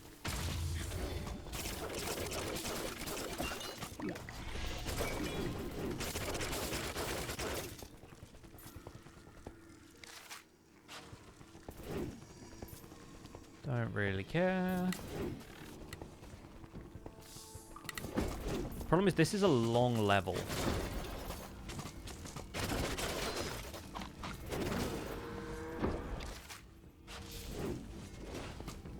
So I'm considering going back just to make sure that I've covered all my bases here before we go much further. Because I'm not really seeing anything. This is like the first ambush. The cauldron in the swamp. Yeah, the cauldron is not particularly easy either. Mostly because he keeps healing himself if you kill too much stuff right next to him. And bosses with that healing mechanic, if it's not really obviously telegraphed, can be kind of frustrating the first time you fight them. I'm planning on trying out Hightail when it releases. In like 10 years from now, maybe. You think it was the place we left behind at the start? Yeah, I had a feeling. I had a vibe from that, but I was like, no, it's probably just one of those forks in the road.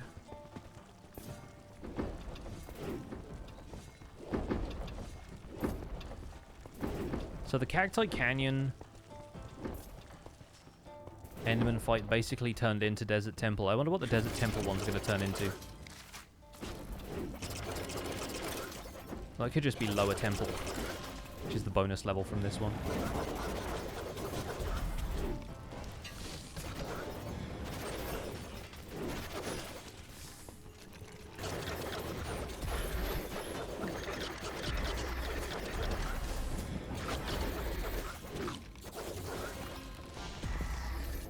You are the worst. Now die.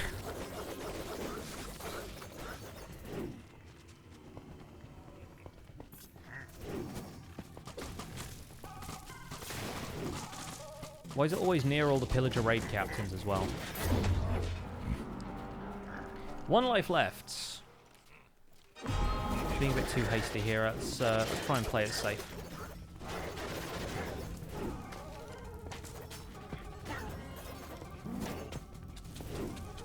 Is there like a switch I can flip somewhere? Am I just gonna die on fire in this hole?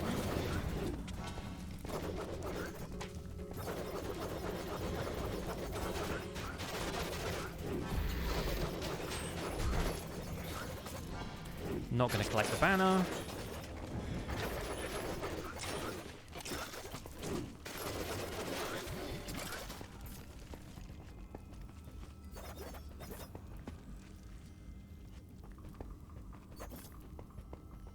This candle keeps going on and off, but I'm like, what? Why?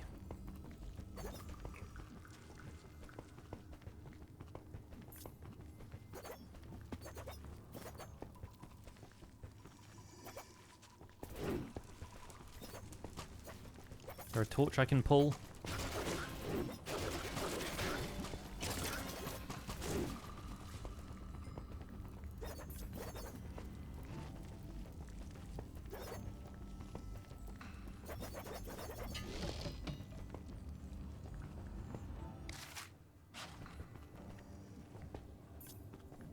See, that looks like a door, because the bricks are a different color, but like how do I open this? Do I open this? How many Eyes of Ender do I have? 4 of them so far. We just got this one and Highblock Halls to do.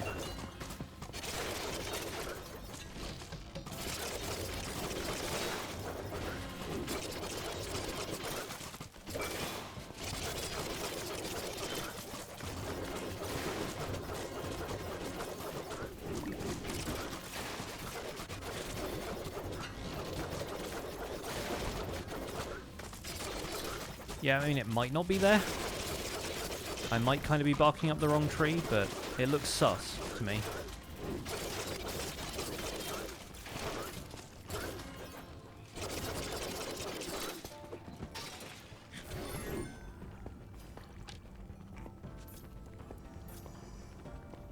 The eyes towards the end of the level.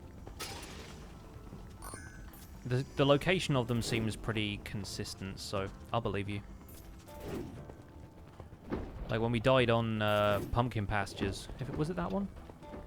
Whichever level it was we died on, we basically got right back there the same way, so I presume it's the same for every player.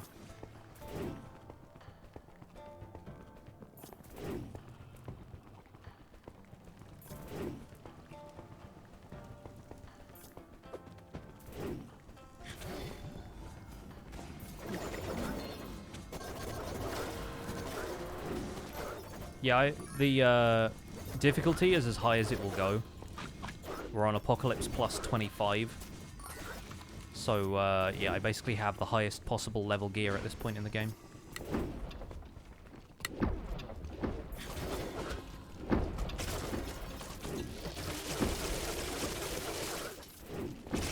Probably going to switch back to the Windhorn, I think. Just for the sake of slowing down some of these larger groups of mobs. Splitting them up a bit. I don't think this is even the best Windhorn that I have, but can't be bothered to find the other one right now.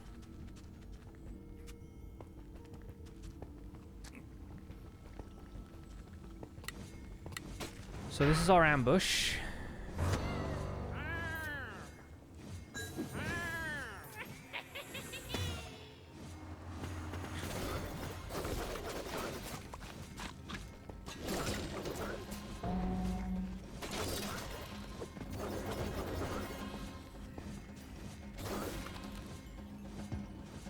Do I have a Discord? I do, but it's only for patrons.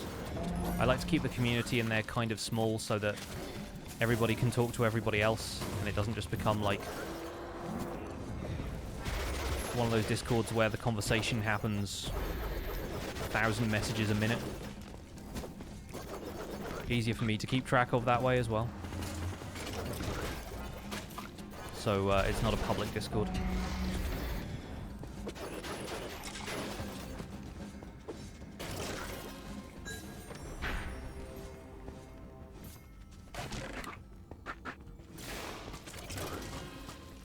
Cool, more mobs with electrified, my favorite.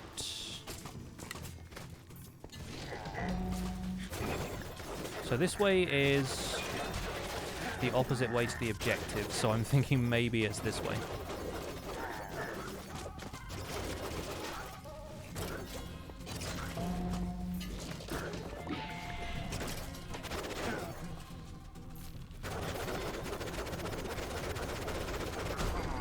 Fastest I've ever killed one of those guys.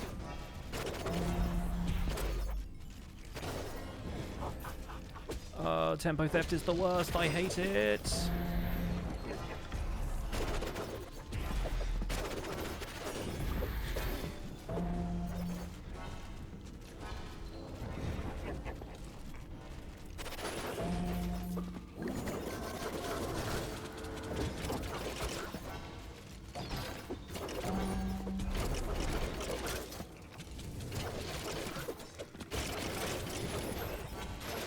Please, please, please. No. I'm healing myself while taking damage in a fire. Dang it. Okay.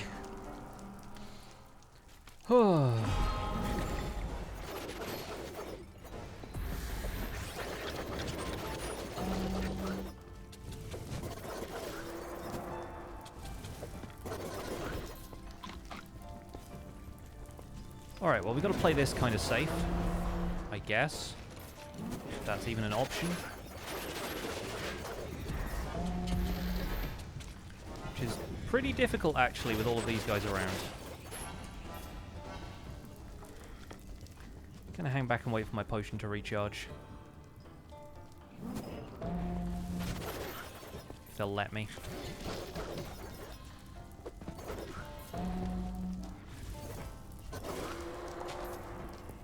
Alright, that should make things a bit easier. Yeet! I mean, it yeeted. It definitely yeeted.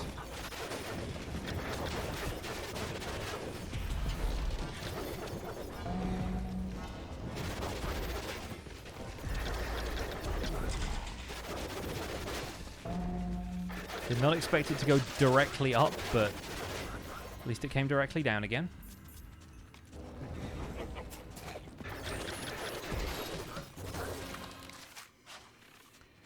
Okay, I'm guessing this section past the husks is going to lead us to the eye.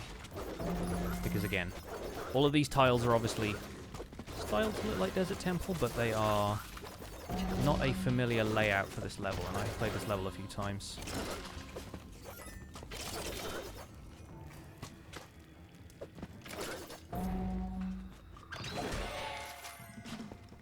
Or this is another red herring. Sad face.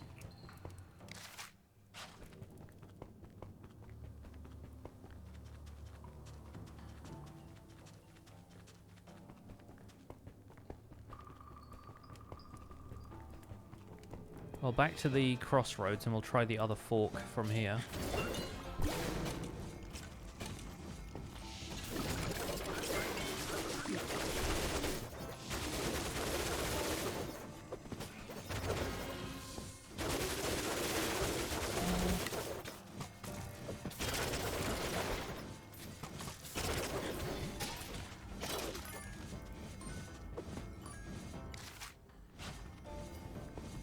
See, that one up there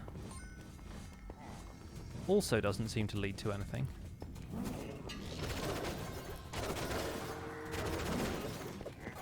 It's the same shape as the one at the beginning of the level. We have another pillager raid captain I will ignore, because I have no lives left. This looks like it will be the worst.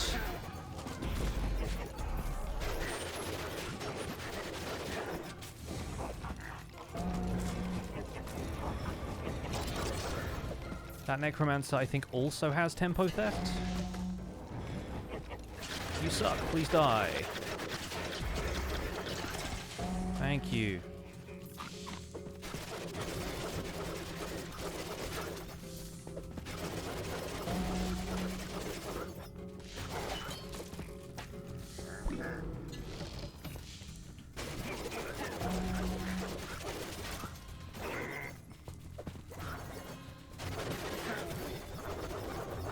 Best way to get Fighter's Bindings? Just grind Soggy Swamp, or Soggy Cave, rather, over and over again. It's the shortest level and has a guaranteed chest at the end of it, which,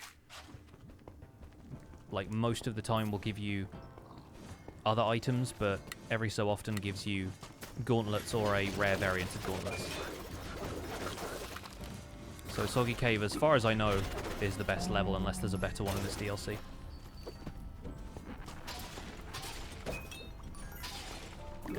Alternatively, if you're doing ancient hunts, try and get the Mushroom Ancient, because that one will drop gilded variants of gauntlets. So that includes Fighter's Bindings, Maulers, Soul Fists, and the regular gauntlets. So if the Enderman could actually attack me, that would be great.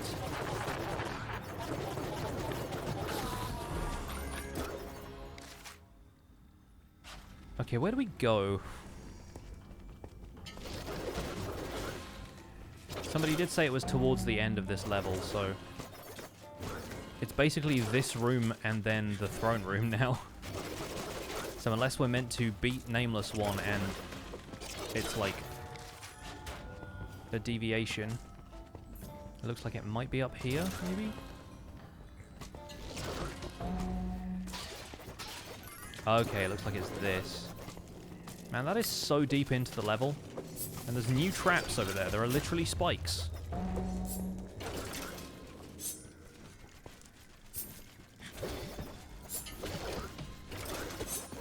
There are a bunch of these skeletons just in the floor.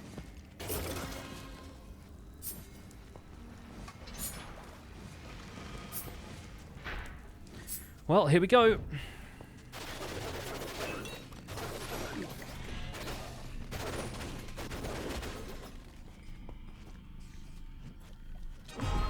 Just walked off the edge casually. No big deal.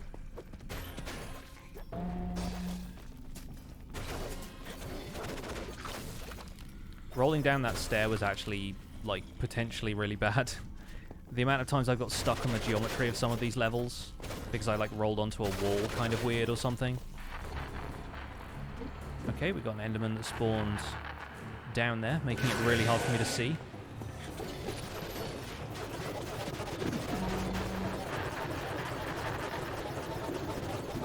And another one further down. Well, that guy's pretty easy. And it looks like this guy is much the same.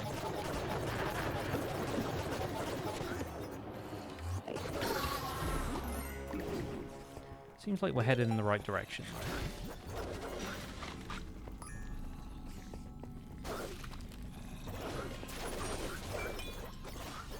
The ominous descent into the lake of lava fills me with determination.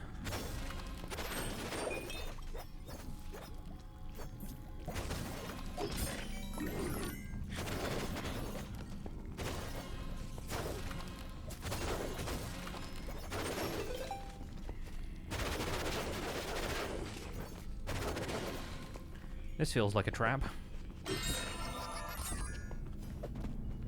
Who will have the last laugh? Me, I guess.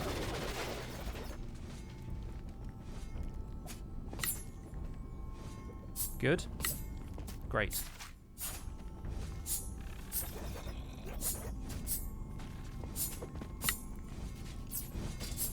Cool.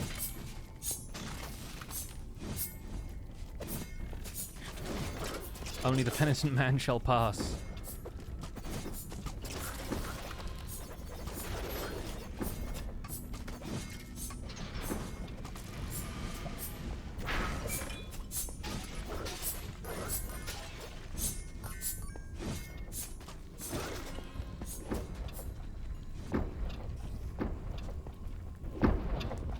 This all seems very dangerous.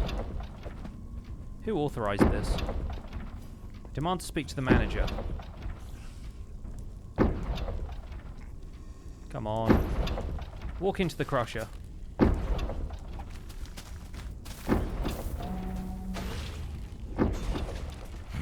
Thank you.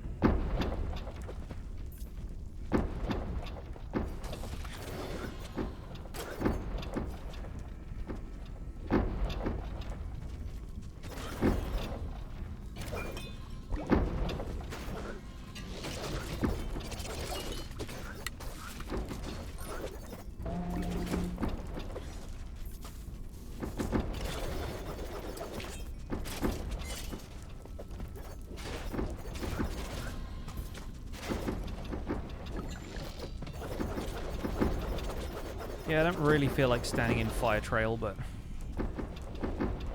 that's why I have Potion Barrier, I guess. Okay, there is a key here that I think leads to that corridor over there, maybe? It's like another arena fight, though, so I'm just going to wait for my health potion to come back. How is everyone doing in the chat? Those spike traps are already in the jungle DLC? Yes, yeah.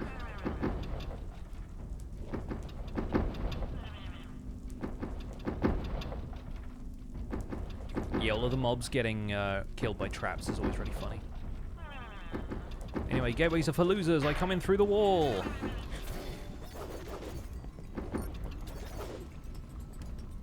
You don't really need to keep the key on you for this long, so... Oh, good, it's one of those. Yep, I'm gonna die in a second.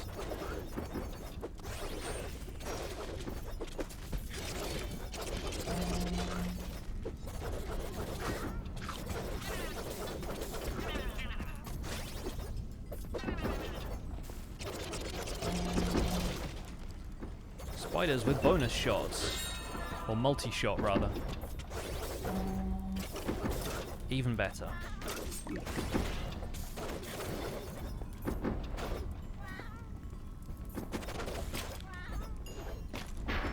Well, looks like we made it.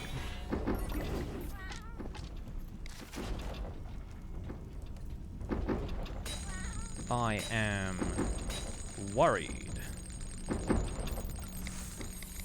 Now there's a choice.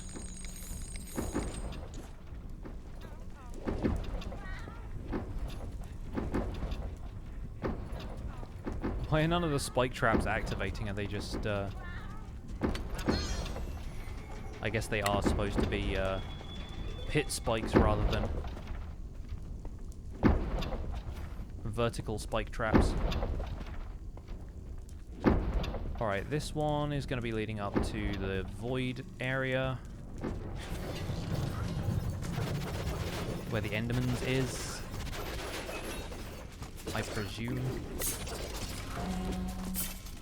Okay. This is fine.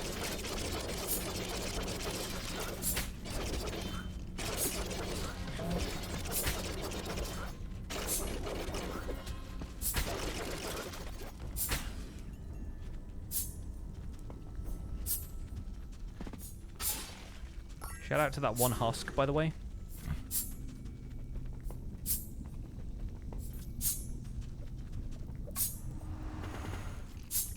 Good.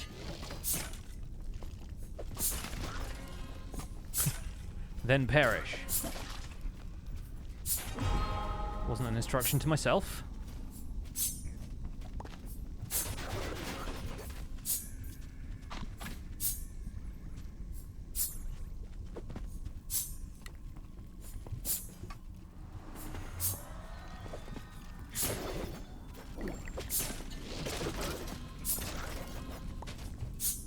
Imagine if you had to fight the Enderman in this room.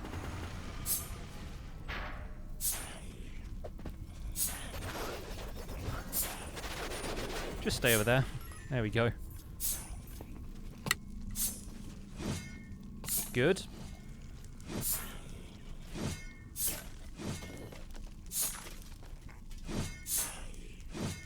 Just gonna stand here.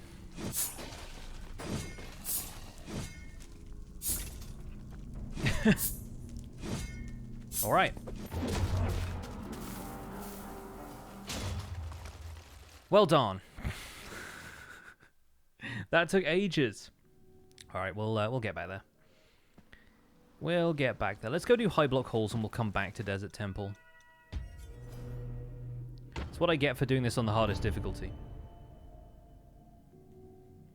We're 2 hours in and I haven't even touched like any of the actual end DLC levels yet. We have just been playing old content.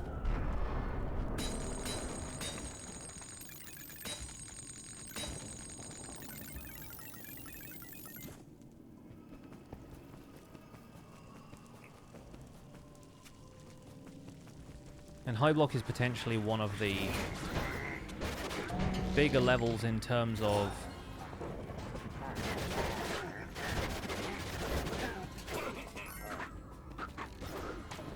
places you could hide one of those breakout sections to get to the Enderman boss fight, so we will see where it takes us. Probably with the map on for most of this one.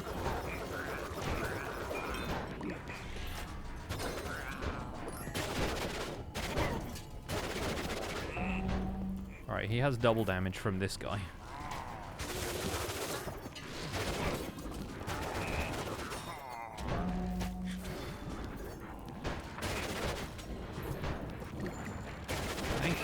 Finally, potion barrier.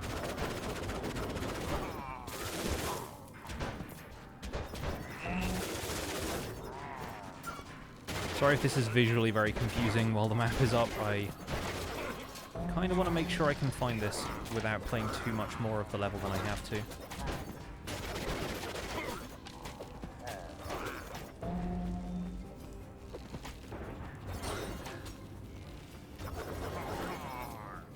Welcome to Illager Hell. Well, the Arch-Illager does live here. It kind of makes sense.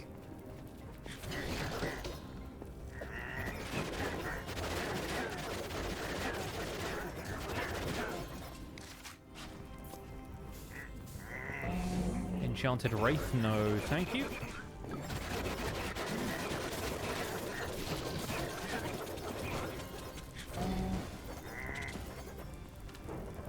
Gravity Pulse on an enemy that teleports is an interesting choice.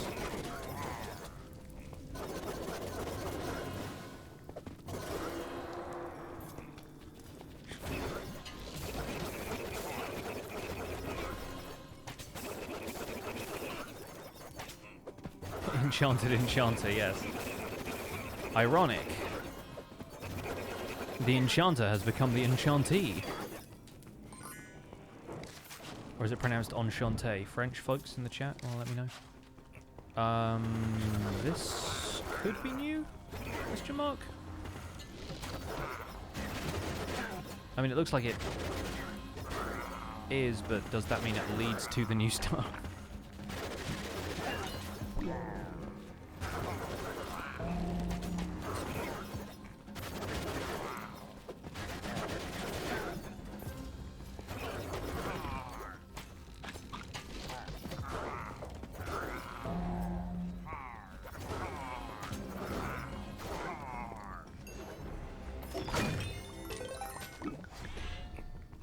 Nope, looks like this is just bonus arena fight area. Cool.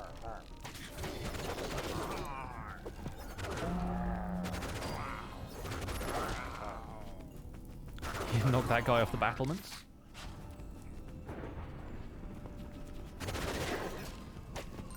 Enchante, who's that? You know, the half-genie hero.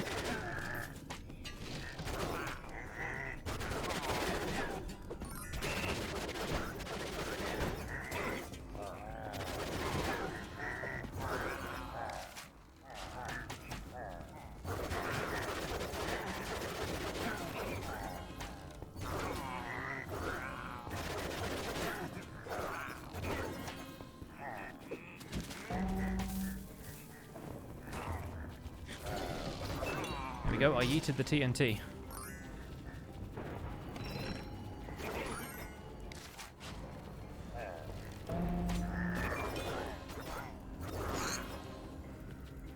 Directly accessible after you go out of the underground fountain area. Oh, you mean the, like the sewer section from the courtyard? So you need to get to, like, the buffet part of Highblock, basically. Good to know. Can we get anything good from over here? Nope, nothing there.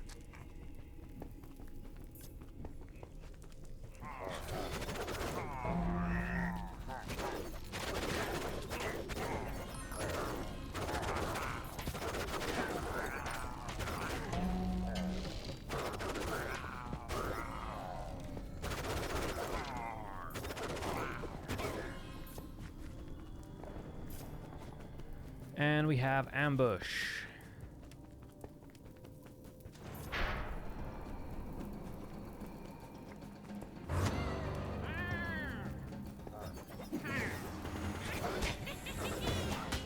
Hey, bog standard axes, you love to see it.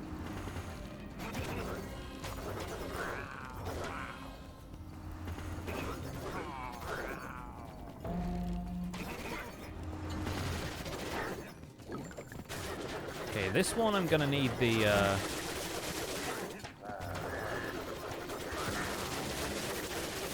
potion barrier for, I think. When they start busting out the Vindicators with Fire Trail.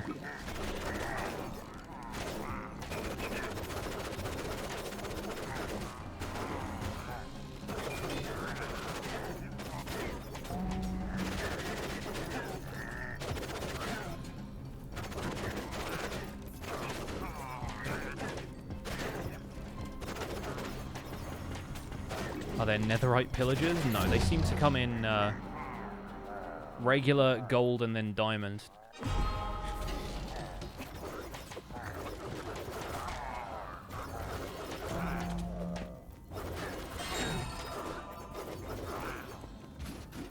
that a flail? It's a flail. The most unusual of weapons. Hey, Marcus, thanks so much for the 15 months. Well, these guys all have Gravity Pulse, which basically helps me decide which one of them I'm attacking.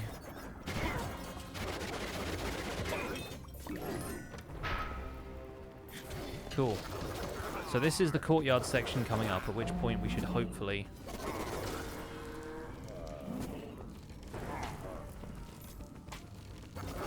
be able to deviate and get the eye.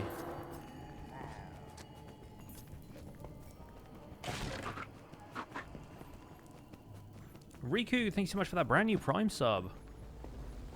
Welcome to the channel. Welcome to the pixels. Enjoy your emotes. Enjoy your sub badge.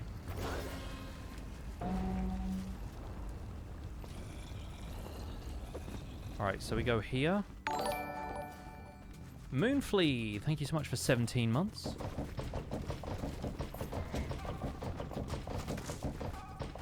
And this is the section that leads to the buffet.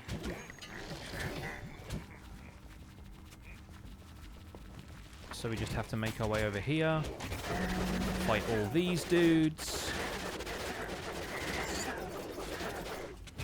Isn't going to end well for us.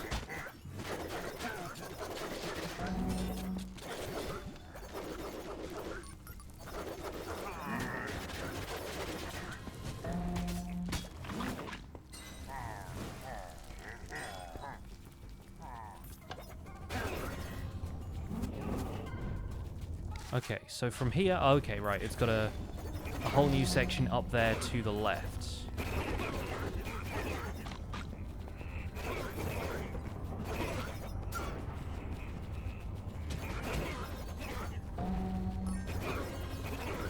I do like the Vindicator chefs a lot, they're very funny.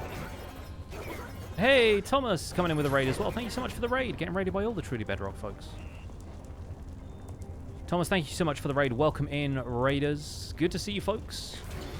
If you're brand new here, my name is Pixelriffs. I'm a Minecraft YouTuber. We are checking out Minecraft Dungeons Echoing Void DLC. And Minecraft Dungeons is a game that I play without using all of the weapons available to me because I am apparently kind of a masochist or something.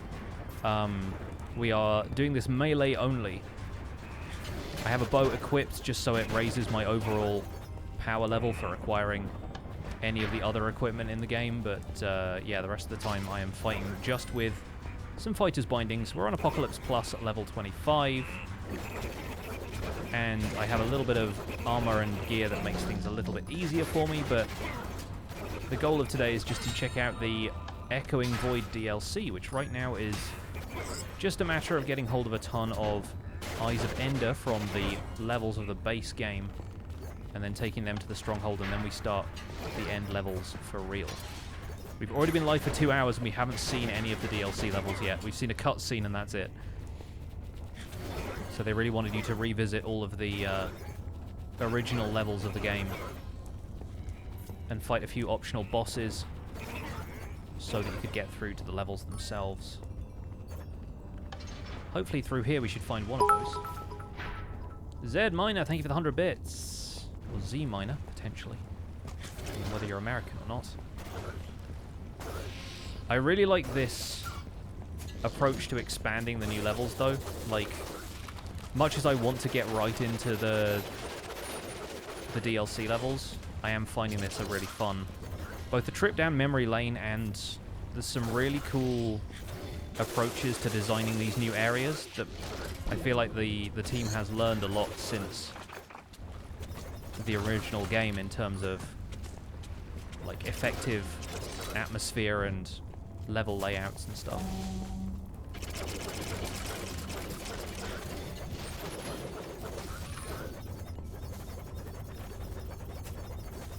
Hey, we've got a hype train rolling as well. Folks, anyone who wants to get some exclusive emotes, courtesy of the folks here at Twitch, you can do what Shakespeare Girl just did and gift some subs.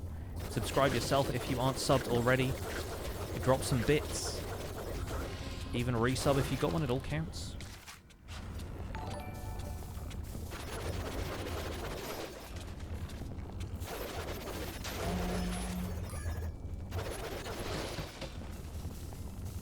Again with the enchanted creepers. Not my favourite mobs in the world. Shakespeare Girl, thank you so much for 5 gifted subs to the community. That's pretty funny. There's a bathtub here with some ducks in it. It's where the Arch-Illager takes a bath with his duckies. Okay, we have an Enderman mini-boss, which will presumably drop a chest over there by those wood logs. There we go, and this door, I presume, is going to lead us down to... I was going to say the Enderman sub-boss, but it does seem to just be another cellar section. Again, they've got, like, glass jars with skeleton skulls in and stuff. That's kind of a neat approach to this area. The voided blocks are over there, so I'm going to wait over here until my potion comes back. Any tips for new builders? Depends what you're building, really.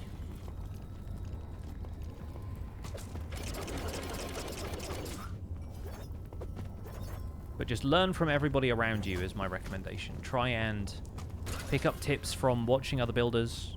You don't have to copy things block for block to learn a bit more about their build style. Get reference images if you can. Google is a fantastic resource for all kinds of reasons. Alright, Ravenous Eye, committed and rampaging. It's a pretty deadly combination, but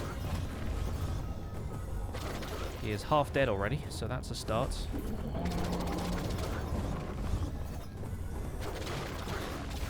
Definitely feeling the commitment, though. When you're ready, bud, when you're ready.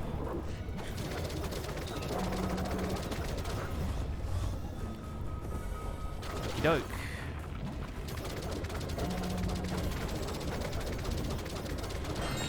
Alright, that is 5 of 6. 5 of 6. And cheeky bonus chest over there. Soul Dancer robe. Not really worth it. It's got potion barrier, but nothing else I want. Let's chuck these. Yeah, a couple of those cool enchantments again. Shadow Surge, extra souls in shadow form. Hopefully we'll get to see what all that's about in a second.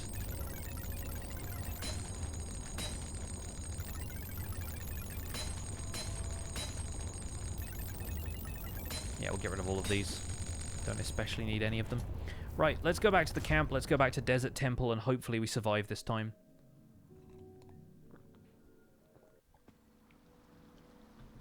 Yeah, Mowgli, honestly, I can expect them... I'd expect they would maybe take a little bit of player feedback into account from the stuff that's in this update, in this DLC, for the end update. But I don't think we'll see an end update in vanilla Minecraft for a while. Oh, Shaq, saving the hype train single-handedly. Thank you for the 1,000 bits. We're on hype train level 2, folks. If anybody else wants to hop on board, now's the time. You've got another 5 minutes to do that.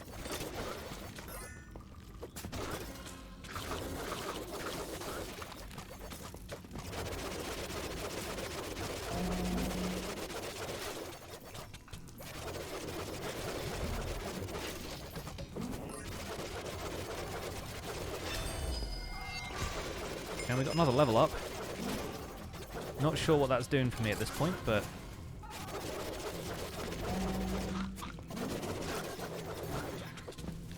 I'm going to assume that we can just cruise through this level until we get to the place we were at before. Basically, in the lead up to the throne room is where we're going to find the section that leads to the mini-boss, and I'm just trapped again. Great. Sam, thank you for the 100 bits.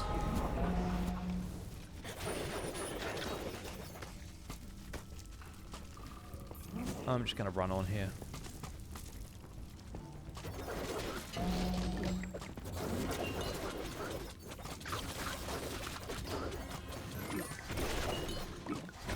The Spider and Wraith combo, not something I'm a fan of.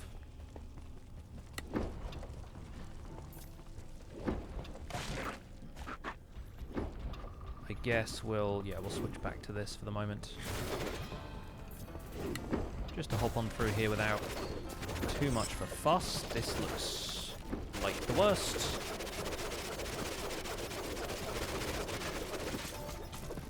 Not that bad. Frenzy, but protection is the annoying thing.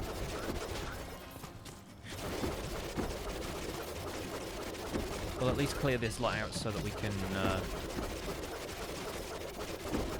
deal with only 1 or 2 Vanguard after this. Is that an Endermite pet? Yes! The DLC came with the Endermite. Excuse me.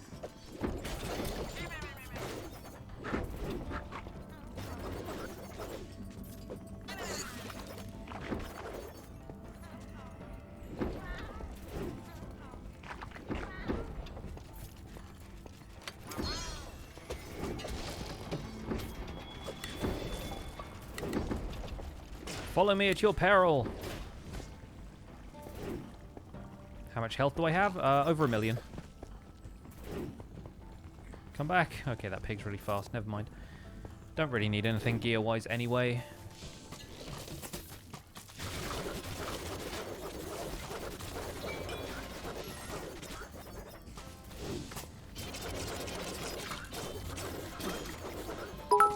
This is on the low end of health for this power rating of armor as well.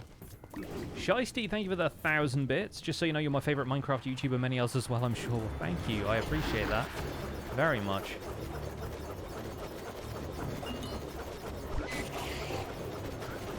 Just did like 1.6 million damage to that husk. More enchanted necromancers.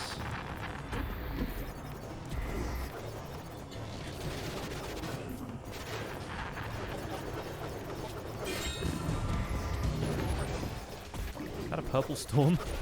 It is. Yeah, necromancers with fast attack, man. They're just a little tricky to handle sometimes. Okay, so we know we're going to the throne room. We can just fast track to the next ambush, I guess.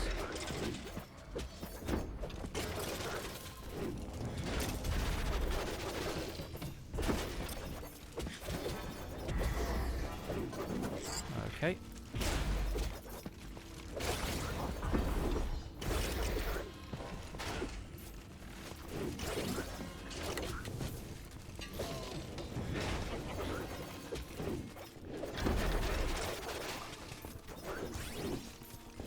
Oh, this is the worst. Okay, didn't expect that to happen, but that was worth it. Are they going to follow me all the way to the ambush? Bet they are. Well, time to yeet some of them into the pits.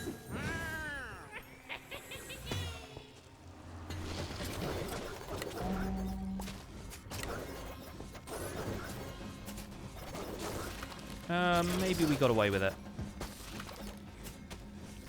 Ow. I'll be up here regenerating health. Devon, thanks so much for gifting that sub to Pirate Cake. And everybody, thank you for the hype train. Really appreciate that.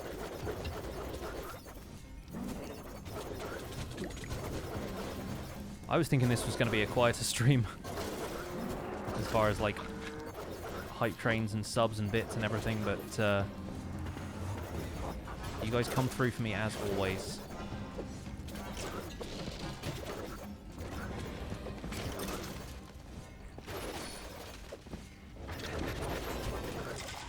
Alright, that's the ambush done. Get a little bit of health regen here, and we can just TNT you. Never really does enough.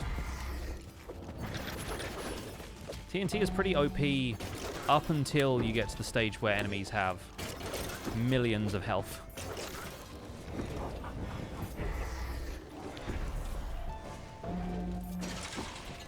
Alright.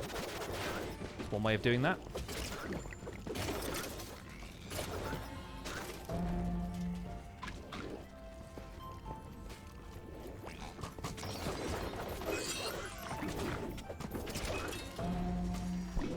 Alright, Shadow Brew, let's sneak on through here if we can. Still got that regen, which is helping.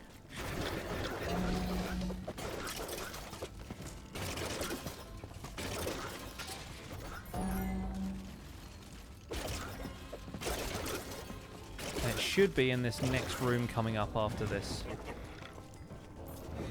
Actually, not even this corridor because I'm misreading the map. Yeah, this way.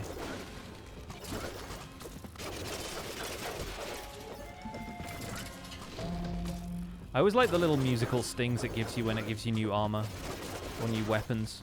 I think the harp crossbow is probably my favorite.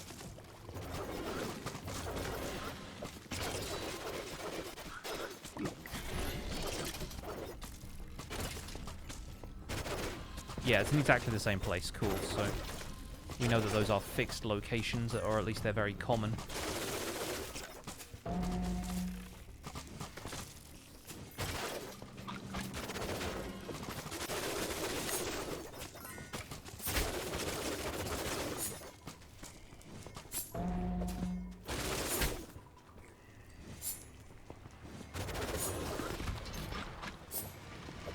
Alright, now to play it safe.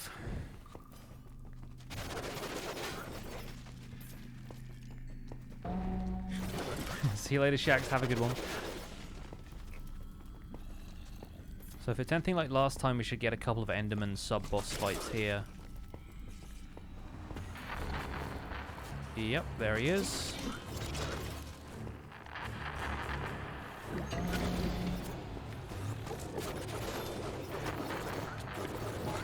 We can fight two of them at once.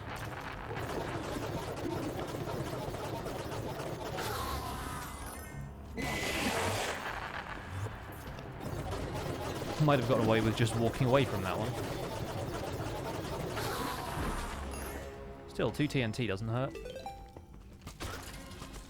Do I count Corrupted Beacon as a ranged weapon? Part of the rules of the challenge that I set out was that I don't use artifacts that give you soul magic either. I wanted it to basically be like a monk playthrough. If you've ever played Dungeons and Dragons or any of the Diablo games, actually, the monk class is much more based in like hand-to-hand combat and doesn't use magic items really at all. Or you can, but it's not typically the way they operate as like a fighting style. Well, we've frozen two of the Vanguard, but they're just going to poke me off the cliff every time, which is not preferable. Alright, there's one of them gone.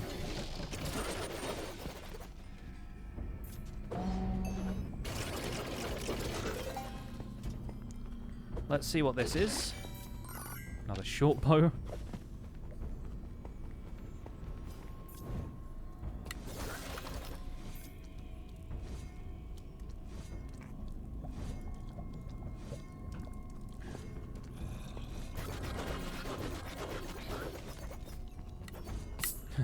So I can fight one of those guys.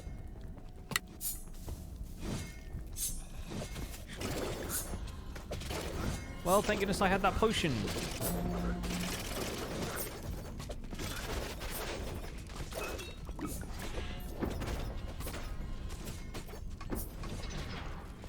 don't think I even need to open that section up, but I will. So I want to fight some easy enemies. And get some easy emeralds.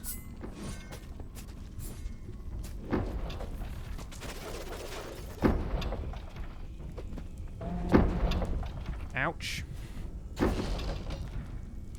Just gonna stay here and turtle until I can heal up. D&D monks are fun to play, they are. Currently playing a monk in the 2 campaigns that I'm a part of. One of which is a DMPC, but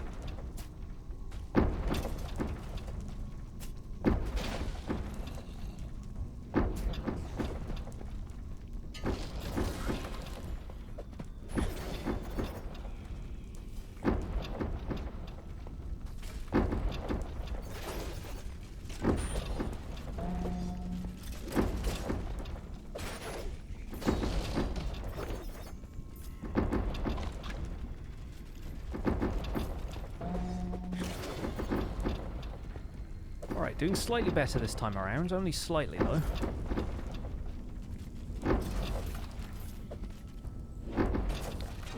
Rolling into pits does not necessarily help.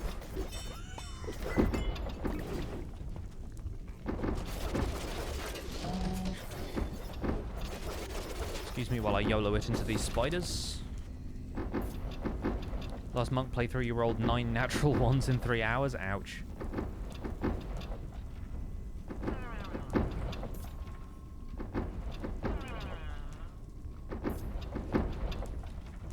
Been looking for fighters binding for so long, you keep getting regular gauntlets, maulers, or soul fists instead. Yeah, I think just going over Soggy Cave over and over again is the best way I've found.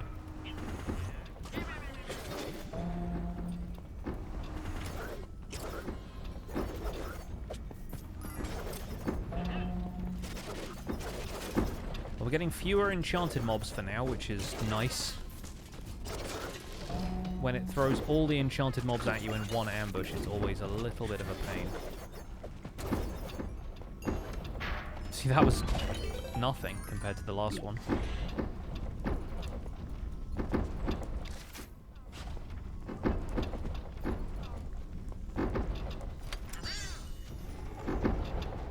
The Soggy Cave grind continues. Good luck.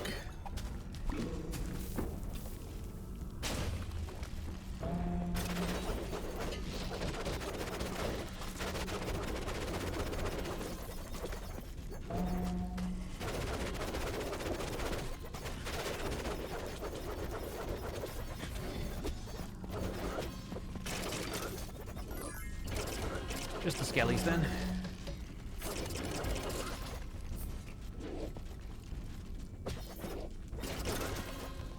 Okay, this time we might actually be able to cross this room.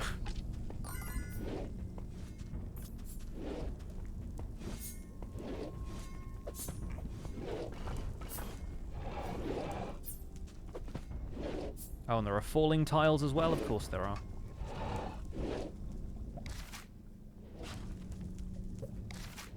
Is there another switch somewhere that I'm not seeing? Oh, here. And there as well.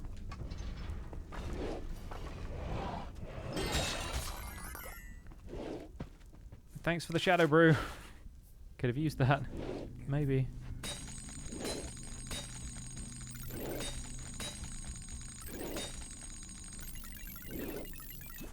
Couple of new enchantments on that one. I assume we have to exit up here in the north of the room. Oh yes, I remember now.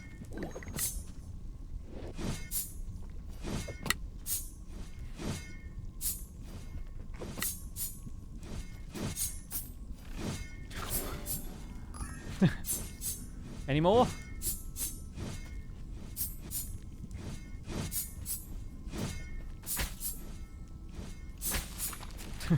Yep, keep it coming. Good. Good, very good.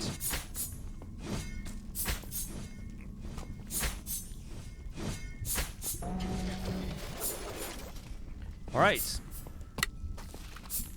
More of these. This one in particular seems quite fast.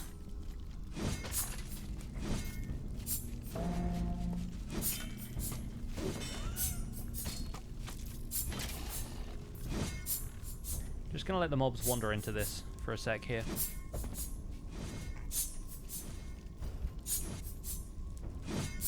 Yeah, I think we're good.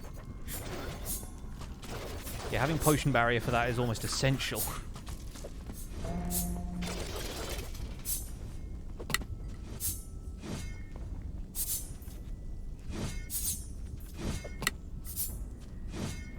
Alright, we finally... This was a gauntlet.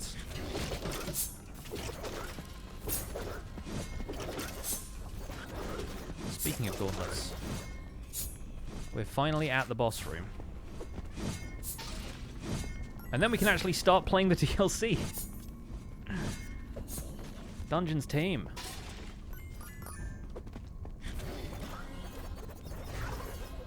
You've outdone yourselves with this one. Reaping Eye. Well, appropriate location for you to be. Thundering and Shockwave.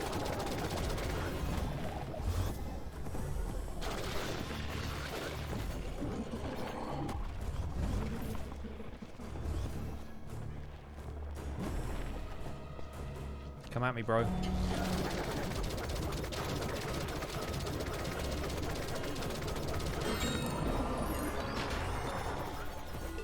Finally. Finally we're done here. I just have to wade into these voided blocks. And we have all the eyes we need. Thank goodness. 2.5 hours in. We finally get to actually start the end DLC. To the Stronghold, friends.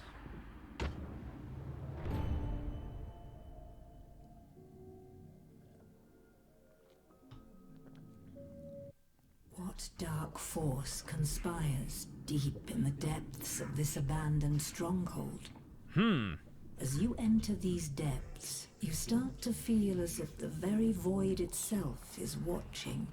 Is that you, chat? But now you the void? that you've begun, you must follow this path to the end, no matter where it leads. Well, it leads to the end, so thankfully. Find the end portal. Okay, let's do it.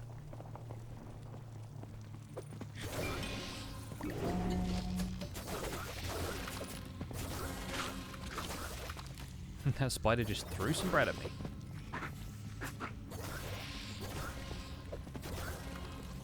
I gotta say, this level already looks pretty. I just like the lighting in this game, the atmosphere they create is so good. Burning Brew. Oh, what does that give me? That's a really giant burning radius. Nice. And of course, being a stronghold, this place is maze-like and sprawling.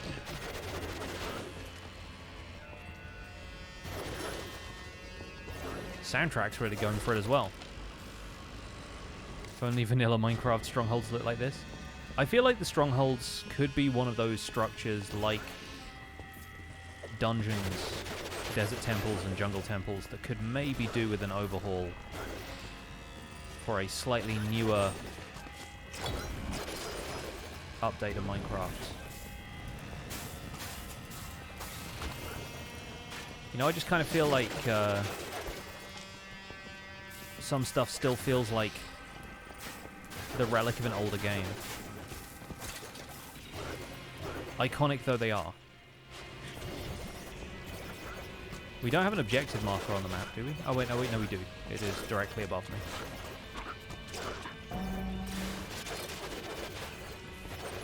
Although it seems like I may need to... Oh, there are drowned in here? I guess? This dungeon is sealed. Return to camp and search for Eyes of Ender. Return them to the end portal to explore the area beyond. I mean, I kind of have and am.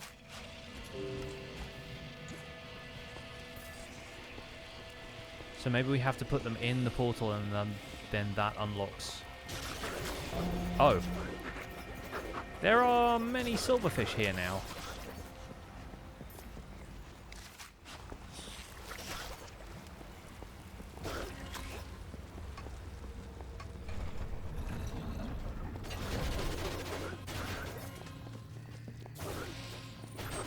Place the Eyes of Ender. I see a lot of endermites down there too. Hopefully I don't get them mixed up with my pet.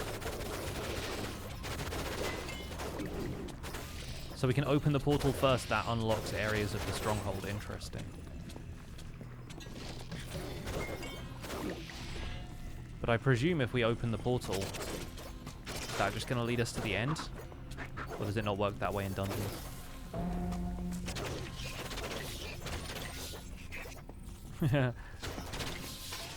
At least the endermites are as weak as they are in regular Minecraft.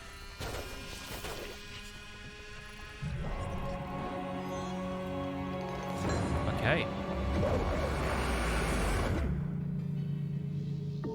Ooh.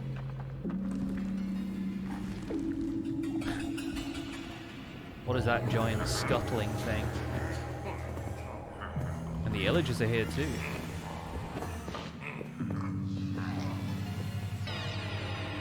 I love the little pig running around. Yeah, whatever that is.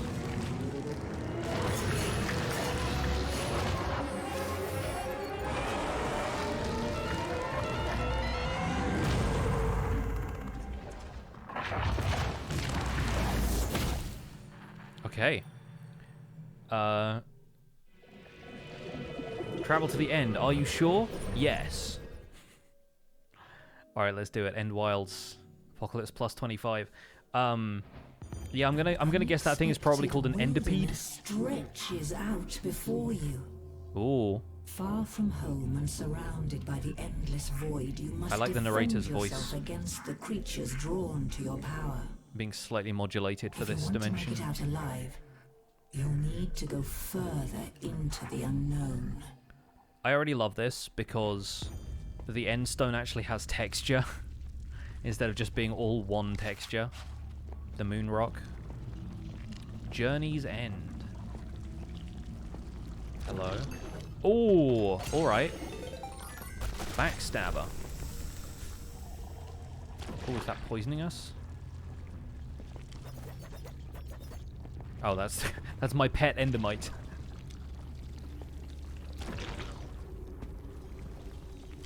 All right, stepping in those pools doesn't do much. Weird. I don't think of the end as being like volcanic enough to have these like hot spring looking things, but hey, who knows, right? I gather there is also elytra gliding in these levels somehow. I'm not entirely certain where or when we... Yikes. Again, they're just doing such good stuff with perspective and like fixed camera angle tricks. I like it. Okay, we've got another one of these. Stand within the radius kind of combat challenges to activate what exactly?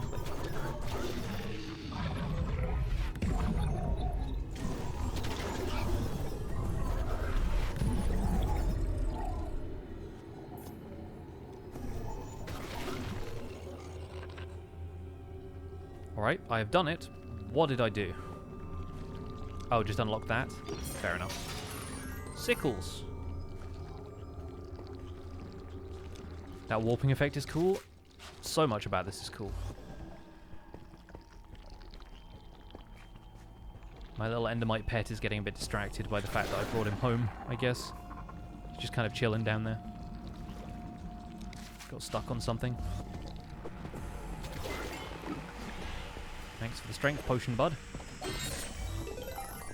Nightmare's Bite. Okay, we've got some of those. 4.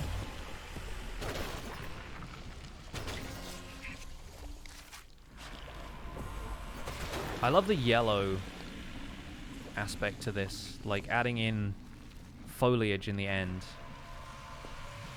And this unusual looking rock. I would love to build with some of that. Alright.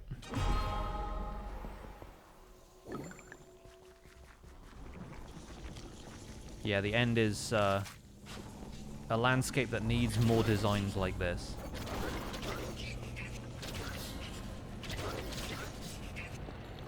The different stone types and stuff, just seeing like slabs of it around the place.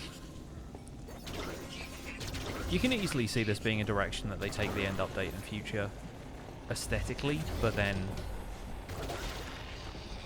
you can also see them doing stuff with it that feels very different in vanilla. We know that Minecraft Dungeons does feel like a completely separate aesthetic approach.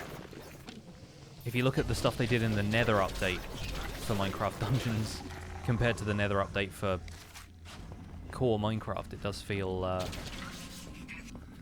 dramatically different. Oh, and here are the illagers. Okay. They've established a camp. And I just come in here and wreck the place. The mountaineer kind of guys from Howling Peaks.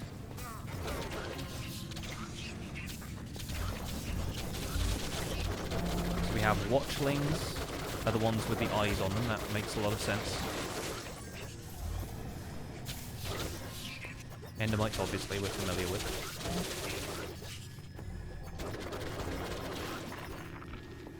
Need to stay clear of those pools. Once again, this is the stuff that gives you the damage multiplier debuff.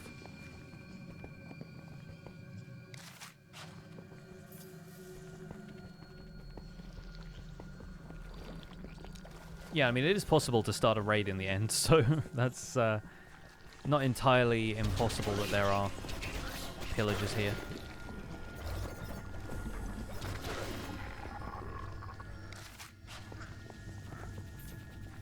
Oh, hello. Lads!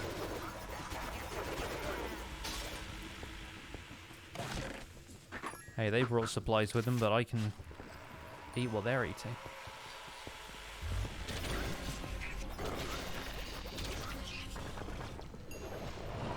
Oh. Oh, those blocks fall away, okay. Don't really feel like falling into the void out here. I like how they've kept the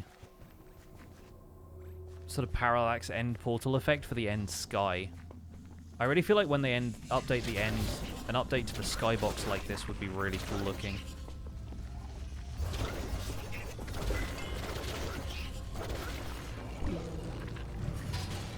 There's that enderpede again.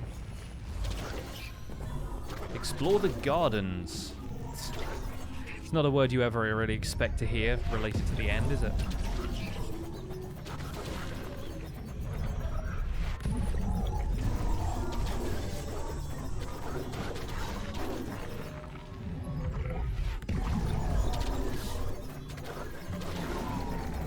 I like those floating barriers too, that's so cool. And the effect seems to be that if you stand close to this thing for long enough, it almost like burns out.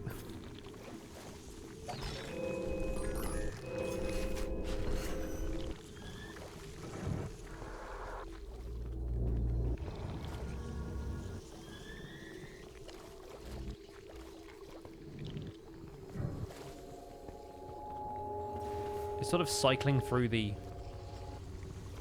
eerie cave noises as I step into this area. That's pretty funny. I did that by accident, but then I was like, yeah, we can just play around with that some more.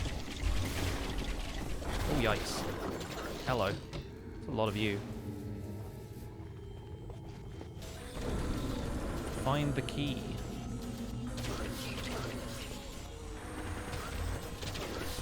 So far it is just watchlings and endermites. I wonder if we're going to see some of those other variants. I know there was like ones that shot projectiles.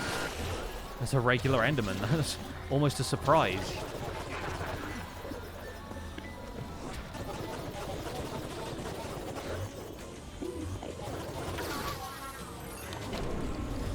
Alright.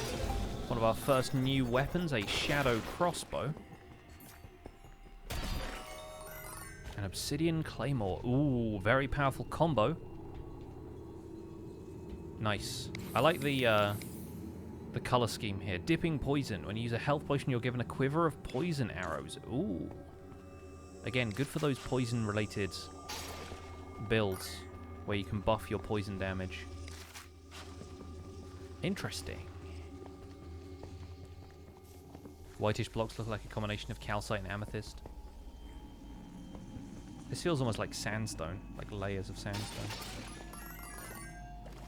Stepping in the green water does nothing. Don't step in the purple water, though. And the trees hanging down over the void like that. That's cool. That's an like a direction I would like to see them take foliage in the end if they ever add it. Is like almost like a kind of reverse gravitational effect. So we need to find a key to get through here, but to do that we probably need to head back up and to the left.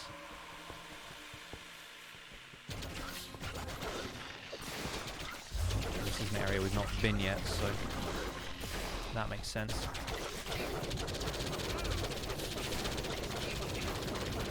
Endermites with protection and electrified.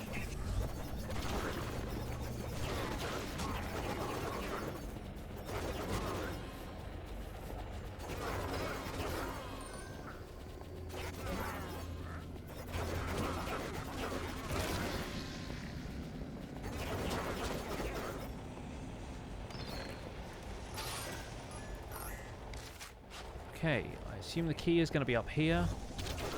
And then a bunch of stuff is going to spawn as we try and bring it back. Because that always seems to happen with the keys. This chiseled end stone is nice looking. Oh, and this. This is a block I want. I want that kind of brick pattern. The kind of like almost spiral brick pattern. Well, that's the thing I did. Thanks for the sword, though. I meant to roll and I did not. Let me get the chest.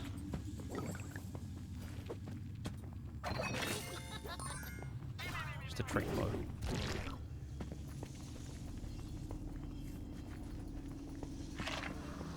Chorus fruit does not teleport you.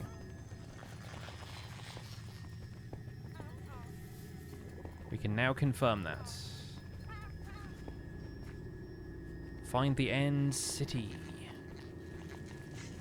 Oh, the landscape is getting a little bit more broken up here. The Endermites are like lemmings. They seem to just be like hurling themselves into the void occasionally. That centipede thing is growing. It's growing in the background. Every time it appears, it's slightly bigger. I assume that is intentional.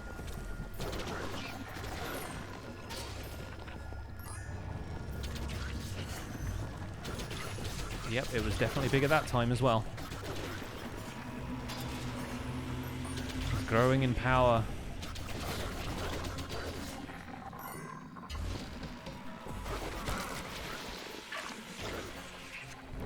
Heals 30% over 1 second with this chorus fruit, so it is a little different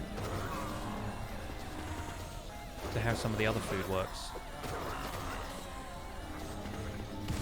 There's a large amount of healing over a large amount of time.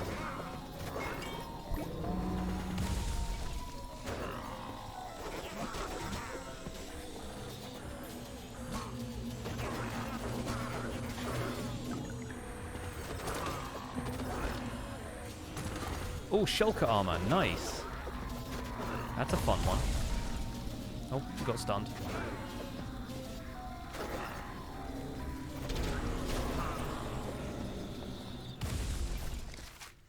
Okay, that's opened up this area, but not the one at the top. Oh, we got a bucket for that, okay. Mobs target you more, deflect enemy projectiles, less damage when swarmed. I could use that, to be honest.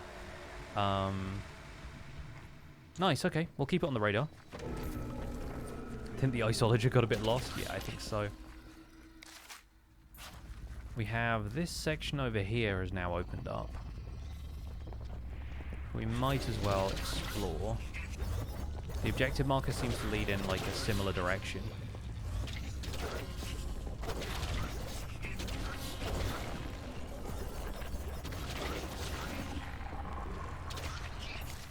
But this, yeah, kind of deviates off to one side. It took me a while to figure out that this was actually like the wood type block here.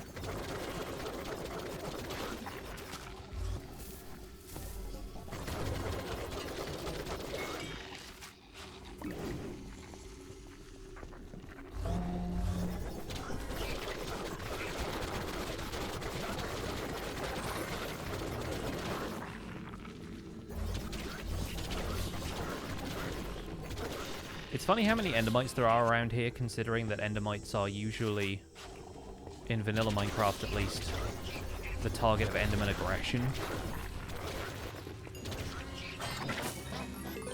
Oh, a green menace, nice. Did not mean to do that, but fair enough. Don't really need the emeralds.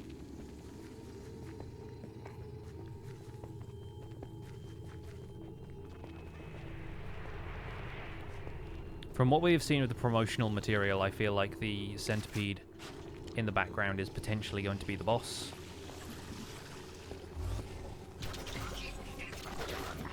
On account of, for a start, it's the biggest thing around here. Okay, that's actually our exit. Interesting. It's the biggest thing around here, but also you kind of get the impression that the Endermen are returning the Orb of Dominance to the end, and the way the Arch-Illager moves when it becomes Heart of Ender. Oh, Ender Scent. Hello.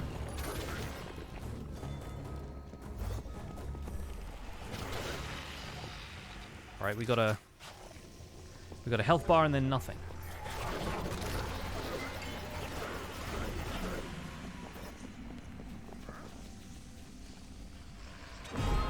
Alright, I fell. I'll admit it, I fell.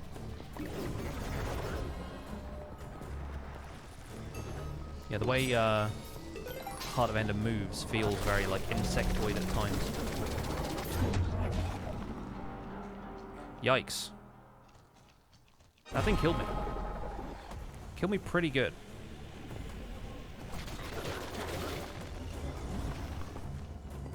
Hello? You wanna come back here and say that?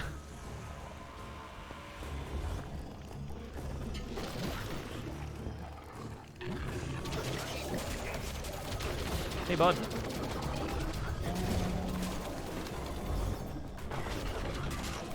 Oh, yikes. That's a thing. That's a thing they just did. Why have you got all these emeralds anyway? Who are you trading with? Okay, avoid the double-fisted attack. That seems to be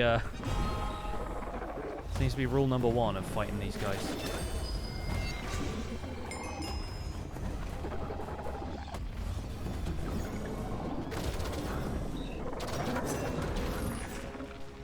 Yeah, that does about 2 million damage. I know that because Potion Barrier blocks 90% of damage, and it still did 200,000 to me. So that does more than my entire life bar on its own. That's pretty hefty attack there. I do like the shulker armor a lot. That's pretty cute. Just gonna roll over here. Oh, explore the end city. Okay, I thought that might be the end of the level. Okie doke. We have shulker levitation as a mechanic. And they respawn, which is not something we're used to. Although I guess maybe now.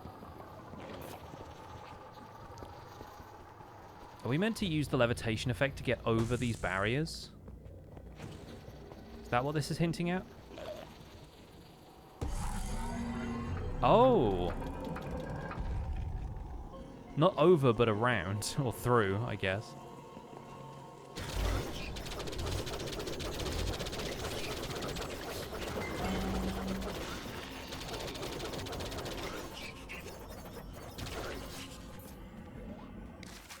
Interesting times.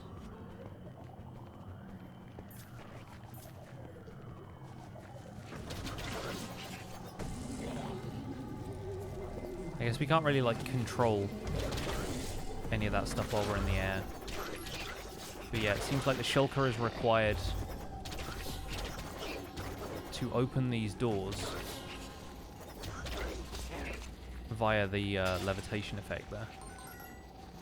So we just got to have one of the shulker bullets follow us to locations like this, at which point it gets, like, attracted to that block to open the door. Fun.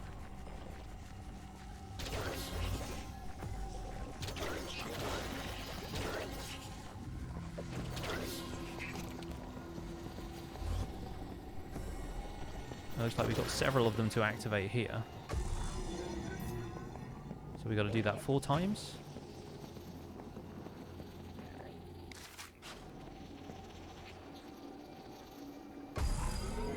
Yep, looks like it. And this seems like an elevator platform. Judging by what the... Oh, maybe we need to do that from the other sides then. But judging by what the levitation effect has been doing to these blocks...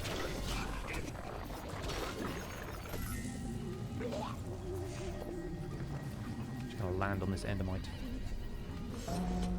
And never recover, apparently.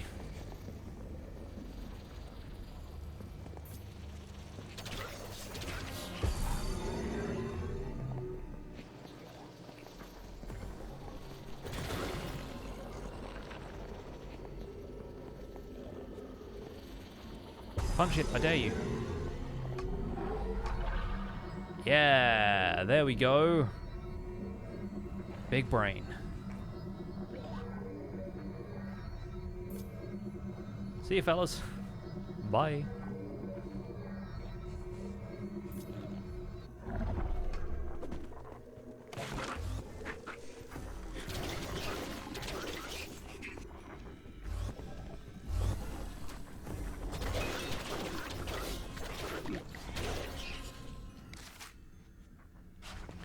Now there's a little bit of stuff over here, which I presume leads to, yeah, bonus chests and stuff.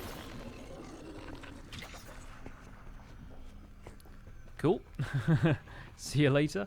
I think...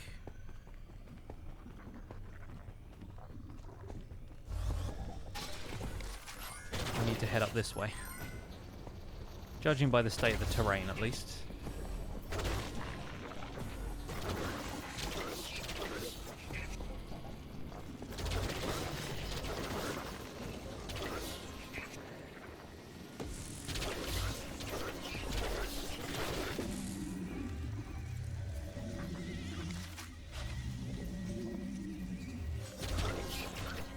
When you fall back down on an endermite like that, it just freezes you there, and I always worry that that's just like soft-locked me and I'm going to have to return to camp. This one here has a bouncy pad behind it, so I'm curious to see if that takes me anywhere. If it's just like... Great, thanks, didn't want those anyway. Nice, okay, it is. Thanks for the chorus fruit. Boing. Okay.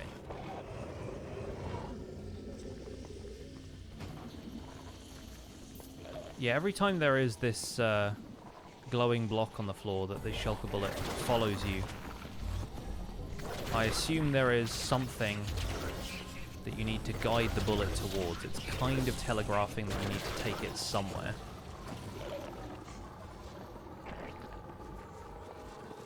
Although at this point, we may just be on the up and up.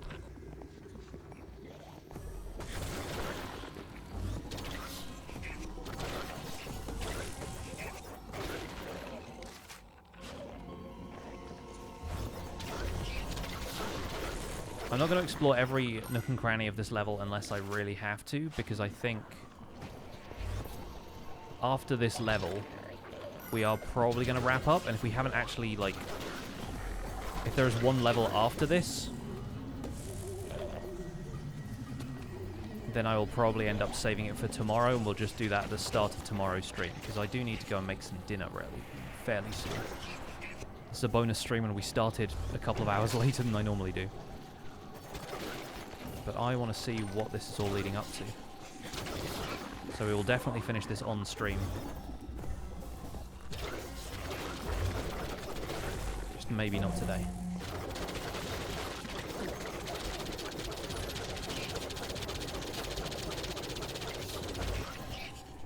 The endermites are just a lot right now. Oh. Hello. Endermite arena. Endermite ambush. Some of these watchlings as well.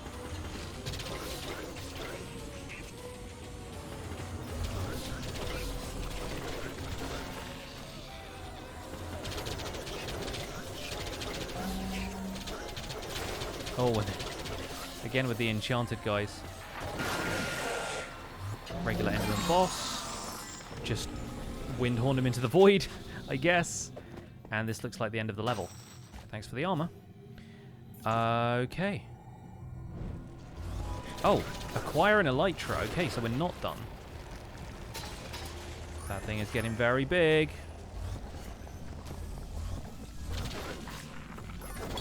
This is taking us on a real journey, isn't it?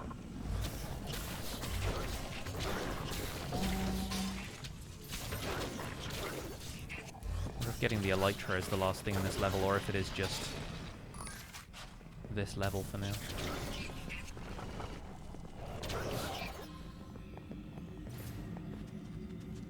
There it is. We have the elytra. Yo! Okay, this is new. I wanted to see if you could throw the TNT. You can. It is not the most effective from elytra.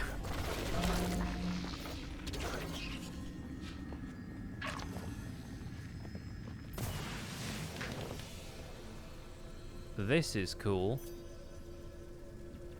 Top-down dungeon crawler now.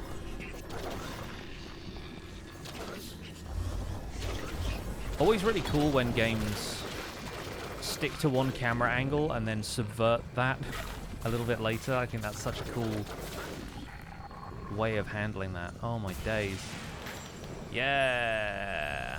the burning radius around me. Burn you up before I even hit the ground. Another backstabber. Uh-oh. Supply chest. Let's glide on down here. Sabotage the end docks. Heck yes, that's an objective. Let's do that. Where are these Endermen going anyway?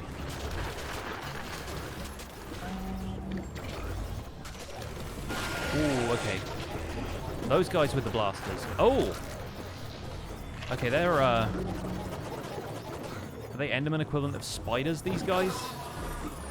They're throwing goo at me, at least. Yeah, come back here. Oh, there's one more. I was going to open the map. There's one more. So what is our objective here?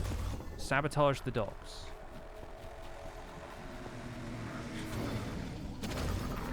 Man, those guys are creepy looking. Oh, the illagers are here. Activate this. Okay, I guess that's sabotaged. I guess we sabotaged it. Good job, us. Were they keeping them in cages? Oh, and those crystals are nice. I love that that changes your role. That's very, very cool.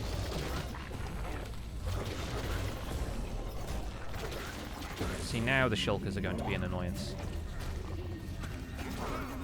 Shame you can't, like, elytra glide out of that. It'd be so fun if you could somehow use the levitation effect to your advantage like that, but they clearly have very specific points they want you to elytra glide, otherwise the levels will become a lot more freeform that way.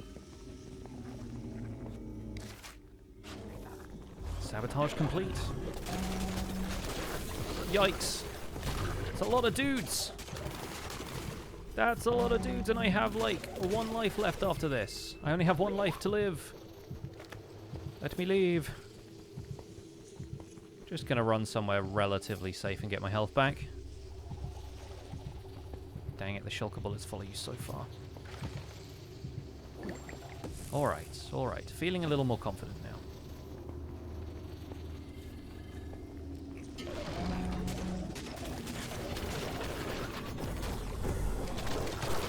Whoa, okay.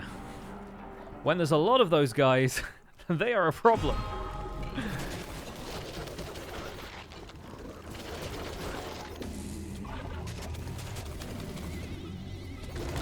It especially hurts if those guys can shoot you in midair.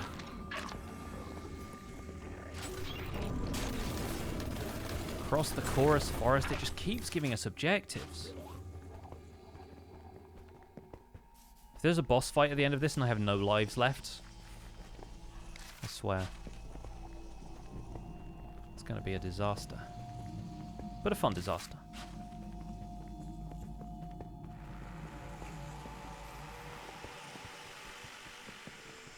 The infinite aisles, it says.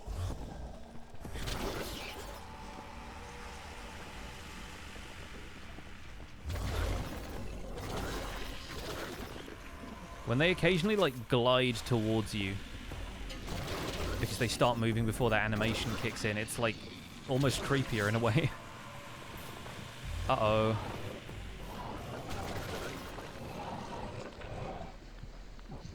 Bye then. That is levitating. What do we have going on over here? Oh, another Endermite lemming.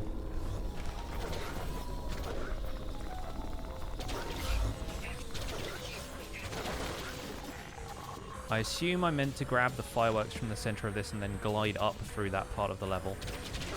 Oh, it's good to know there's some stairs so I could get back down. Yeah, alright. Bounce pad, whoa, alright. Yikes.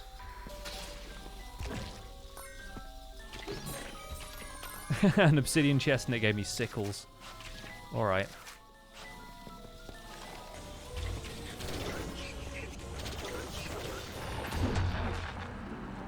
I don't even know what just happened. I don't even know what just happened. I don't know. Was my health particularly low? I didn't see. I just died. Alright. I'm probably going to have to leave it there. We got a lot of work done, at least. We got the preliminary sweep of the overworld done.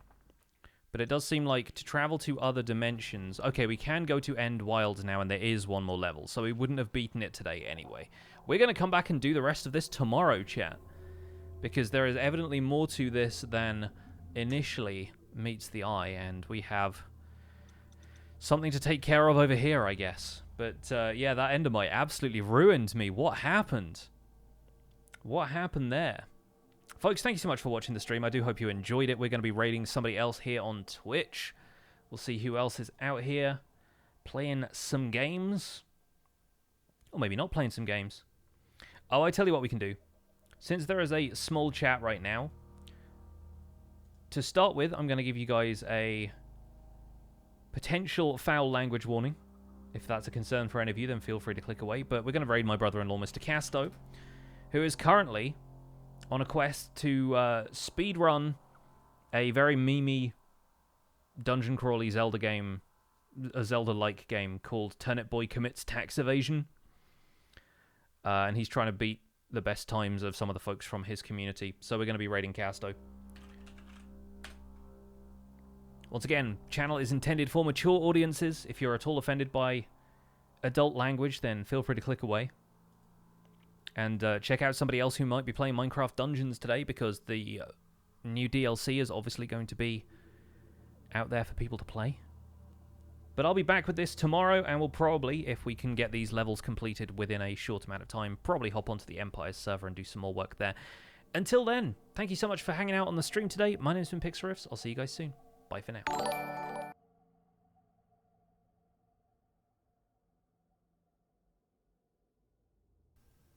Zero, thank you so much for the raid. Sorry, we're just about to raid my brother-in-law.